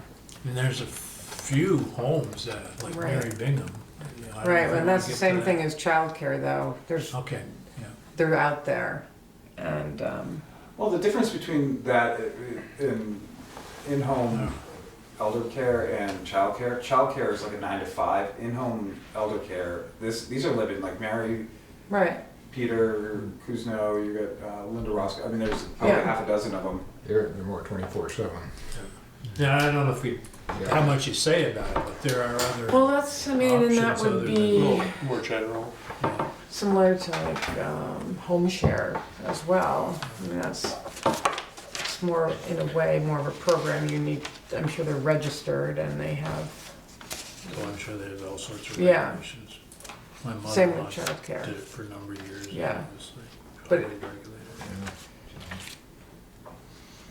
I mean, I think if we're not gonna list them all, but that they exist in the community. Particularly that, particularly for springboarding off the plan to allow these type of things to be had, if you will. We're at a recommendation. On the smaller scale, they're kind of a private thing, but then they start getting a little bigger than that, and then maybe But, then they should be mentioned, I mean, I think we define them in zoning as it was, as far as in-home care facility, I'd have to look at it. We haven't Yeah, had we anyone have apply to for one figure in a out what while. it's called. What? We haven't had anyone apply for one in a while. But I thought we defined it at the top. So there's a term. There must be sort of parameters or that they have to, like with in-home childcare, you can't have more than 6 kids before you have to get licensed. I mean, You have to be licensed to do in-home care, You have to be- elder care, I believe. elder care, I'm almost. right? But there must be parameters like that. They have to meet with elder care. Oh, That's what I'm saying. there's levels of care. and Yeah. all that kind of stuff. Okay, so you and I can look at some of those lists and Right. make sure that last paragraph is accurate. And that just, Kevin, so in terms of economic development piece, it kind of ties into like home business too, you know, so that's the same sort of thing to be able to encourage that in the zoning. All right, All right, everybody feel okay with that section? With some of those changes, and we'll give you another chance to look at it. Definitely email out the stuff. Yeah, I'll We did? You can. Did this The time. health section. You did do that. Oh, I know, I just, No, it was given to you when you were here last time. you have, Check your guitar case. Probably in there. Probably. Okay, so it's 9 o'clock. Right, it Oh, is. I just clicked. It's not a Saturday. It's not a Saturday, for what that's worth. So for next time, we enhance energy plan. Hopefully, we'll have enough folks to we gotta do it. finish it off. So on that, the Yeah. question came up earlier on quorum. So based on your Home rules. policies and procedures for the Bristol, Vermont Planning Commission, your quorum statement is the following. A quorum shall be constituted by a majority of the full membership. Any action must be taken by concurrence of the majority of the commission members, not a majority of those present. Okay. So it needs 5 votes to pass on any action you take. Application numbers. Okay. So another section that we need to take a look at is the flood resilience section, which I am almost done drafting. We've put together a couple maps if folks want printed copies, just because I know that those are sometimes harder to see on a computer screen. So I have those if people want them, but we will send those out also within the next few days. So Is that going in with the public health and safety? No. no, it's a standalone because it's a newly required section, I think, in the environment section. Natural resources or, it's standalone. Yeah. I don't know. We have hazard mitigation, but we have hazard mitigation in health and safety. Okay. Well, the emergency management know. made me think of Well, that, that's- and then Yeah. the hazard mitigation. Oh, emergency maintenance. For the resilience, that refer to how quickly you recover or what they do after? Or is it? That is a good question. Depending on who's using the word resilience, whether it's bouncing back after a disaster or flooding. But I think in general, it's just supposed to be. So there's sort of two different levels. So the state requirement is to basically have a section of your plan that has maps of where river corridors are. There's a separate program for adopting standards that basically are much more concrete, saying thou shalt not, and that's a separate state process. So So what, like build on, Yeah. build by the Yeah, floodplain? right. but we're not proposing that in this, it's not. Yeah, so this is basically just following what the state says has to be in your plan, which there's a description here from the planning manual if it's helpful. But your plan is required to include a flood resilience plan that identifies flood hazard and fluvial erosion hazard areas based on river corridor maps provided by the Secretary of Natural Resources, and designates those areas to be protected, including floodplains, river corridors, land adjacent to streams, wetlands, and upland forests, to reduce the risk of flood damage to infrastructure and improved property. And it may reference an existing local hazard mitigation plan, which Bristol has. So we're going to work in some of that language because it's already written. So the maps that we have are pretty fine scale. We did sort of the whole town and a blown up version of the downtown and Hewitt Road area, where you can see buildings and sort of how they correspond. So we can take a look at that and then discuss the language once I email it out. If that works for next time.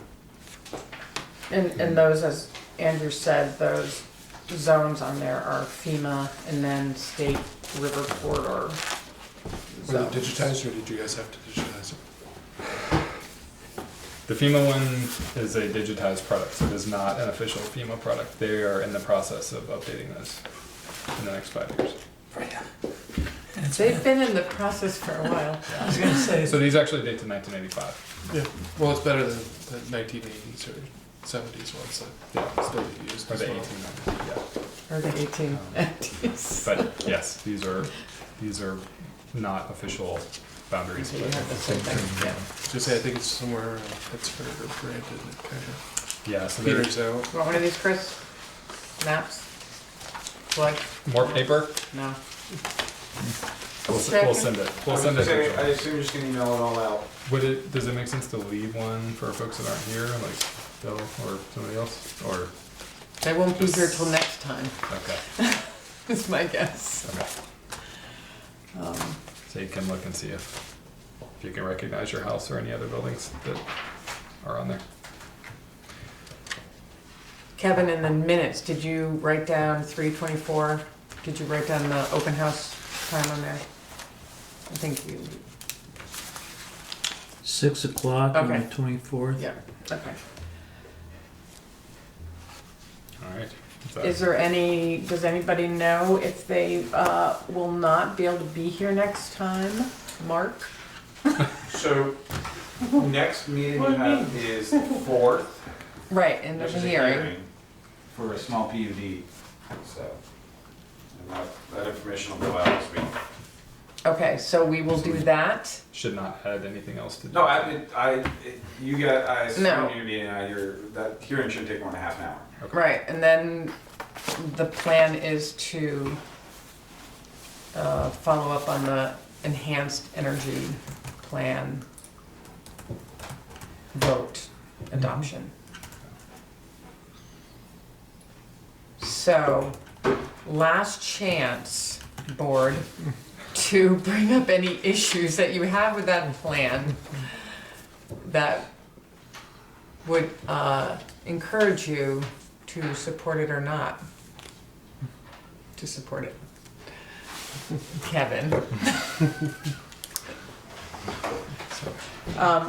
Nothing we can do? It just depends how you feel that day? So bring cookies. Is So what you're saying. what can, So Alright. here's, and I. what's bugging you? Yeah. What's the bugging thing- you? The thing that bothers me Okay, is there's a lot of talk about this whole concept of preferential treatment to solar farms or developers of that as part of the PUD. And we've got this little snafu in town called the natural gas project where, you know, we're What do you mean the PUD? You don't mean the P? PUC. Okay. Okay. all right, thank you. PUC. So Right. everybody's gung ho to, you know, do that so it cuts, you know, it gives more bite at the table, which it may or may not do. And there's some economic incentives for developers by doing that. And then we've got a village of people that through a litigation process that's totally different from this, but nonetheless, it's the same people that promote this, that is denying people in town the ability to save money, a lot of taxpayers to save money through the option of connecting to gas or not. And until, in my mind, until we get that straightened out, we shouldn't be walking down this path of talking about enhanced energy when, you know, we don't have a balance in what our offerings or potential offerings are to connect to. And That's sort of personal. it is. I see what you're saying, but I don't think those two, I personally Well, this- don't think those two, personally, should That's my be opinion. influencing each other. And I, you know, I don't That's fully, my- or I get it. Because there's more than this, that group of people. I think, you know, I think there's a, Yeah. yeah, and I don't know all the specifics about that case or why even the whole thing was dropped. It, you know, it was for, I think, a lot of reasons. But I was- don't really know. It was dropped because it was gonna become financially burdensome, like most court cases do. Right. But I there don't were see some why other they reasons didn't too. have the vote. What? Yeah, well, I mean, Why you didn't don't they have to. the vote? Yeah, well, it may there's have that to too. come- Obvious. It may have to come to Yeah. that, but until, I'm not interested in, until there's openness to get through that issue and afford people in the town the choice to connect and potentially save. I'm not- Village. Well, the town saves too, because it's gonna increase Well, the, there's many in the town that wouldn't benefit at all. oh, from the that. town, well, it will increase the grand list, so it'll offset taxes. It has the capability to save money heating town buildings, so the town as a whole will not benefit as much as somebody connecting, but the town as a whole will benefit. Moncton's, of course, Moncton's got a transmission line going through their place, but their grand list just popped up like crazy because of that, and then, you Their know. grand list? Their- Total property value. Property, Oh, that's what the grand list. but So they're which moving means forward with their maybe energy tax plans. Property And value. Virgin's had a similar situation where they said, we want to vote, and the town said, okay, And how we'll did have the a vote, and it went for gas. And they're doing their energy plan. I mean, I think they need, I mean, I understand, you know, the personal issue and I mean, it's with a lot of people, but I think they need to be separated. I mean, I think both things could function, and I they need think to be we've done, independent. I think we've done as much as we can to balance the plan with the regulations and not be overly zealous of it. Mhm. But I'm not convinced that the step process is not in sync. The step, getting back to the natural, what happened with the natural gas? I think they're two completely I separate just think they're things. separate. I mean, I there get that might, there's somewhat of a relation in the nature of them, but I think that they're two completely separate. I mean, this was things. going along and then that happened. So, It's not like, no, it wasn't a plan, it wasn't a plotted out thing. I mean, not aware of anything like that. There are certain individuals that, but it wasn't tied to this project. I know you don't believe that. Well, one of the issues that I see between, the title's deceiving, Enhanced Energy Plan. You don't, Sounds like it should be. it sounds like you should be addressing all energy issues, and you're not. It's really coming down to, it's really a citing document. It's really what the premise is behind it. Yeah. So, To give you leverage on future renewable energy siting. and it's, so when it comes time for the energy section of the town plan, that's where I believe that you as a group really need to address everything else that's not in this enhanced energy plan. Whether it's current energy uses, whether it's future uses, whether it's natural gas, whether you're talking geothermal, whether you're talking water. I mean, there are so many energy types that were not addressed in your enhanced energy plan that you need to address it in your standard energy section of your town plan for it to be a comprehensive approach towards energy in our community. That's fine. Right. We have that My section and understanding, yeah, was this was an outgrowth of the state bill that it was, is. and that was the goal of, yeah. It is that was the goal because of that. Right, what I'm saying is the title's deceiving. A lot of people feel that once the enhanced energy plans is done, all your energy planning for your community is I done. see what you're saying. We've planned it all. And it's not, so Yeah, it's more of a. well, if you look at the energy plan that was in the existing plan, there's not much there. no. Right, so we can, I mean, that, there can be more there, plus, I mean, Right, there's, where I'm going with this is that to address some of Kevin's issues, that may be a very viable place to address this. And it actually, I believe, would have more teeth, whether it's Act 250, whether it's a hearing. If your town plan addresses an energy source in the town plan versus the enhanced energy plan, when it comes to, especially litigation side, or Act 250, they look at your town plans with more strength. I think they would in the enhanced energy plan, which is really talking about siting. It's got some. Yeah, it's mostly citing guidelines. I mean, that's, plus the it's citing reporting. in a big way, but, well, and other things, but citing was a big reason for this, for these plans, because there were, you know, towns like New Haven were just getting sort of run over by these big projects, and they had no say whatsoever. And, I mean, that's one reason. But we should make that a priority in case you intersection. Okay, that'll be maybe after the fluvial resilience, flood resilience, What? and then we need a motion. Make a motion to adjourn. No, it's not late enough. Oh, it was 9:30 this week? There we go. Look at you get out of here late. 24 hours? Yeah, wait. Yeah, you gotta do an extra. He's 10 making up minutes. for time, but you gotta stay by yourself to do that. Dude, just out of curiosity, somebody made a motion to adjourn, are you? No, we're not adjourned, no one seconded. Did you second it? I'll second it. All in favor? All right. There we go. That's. I hate formalities. I was confused.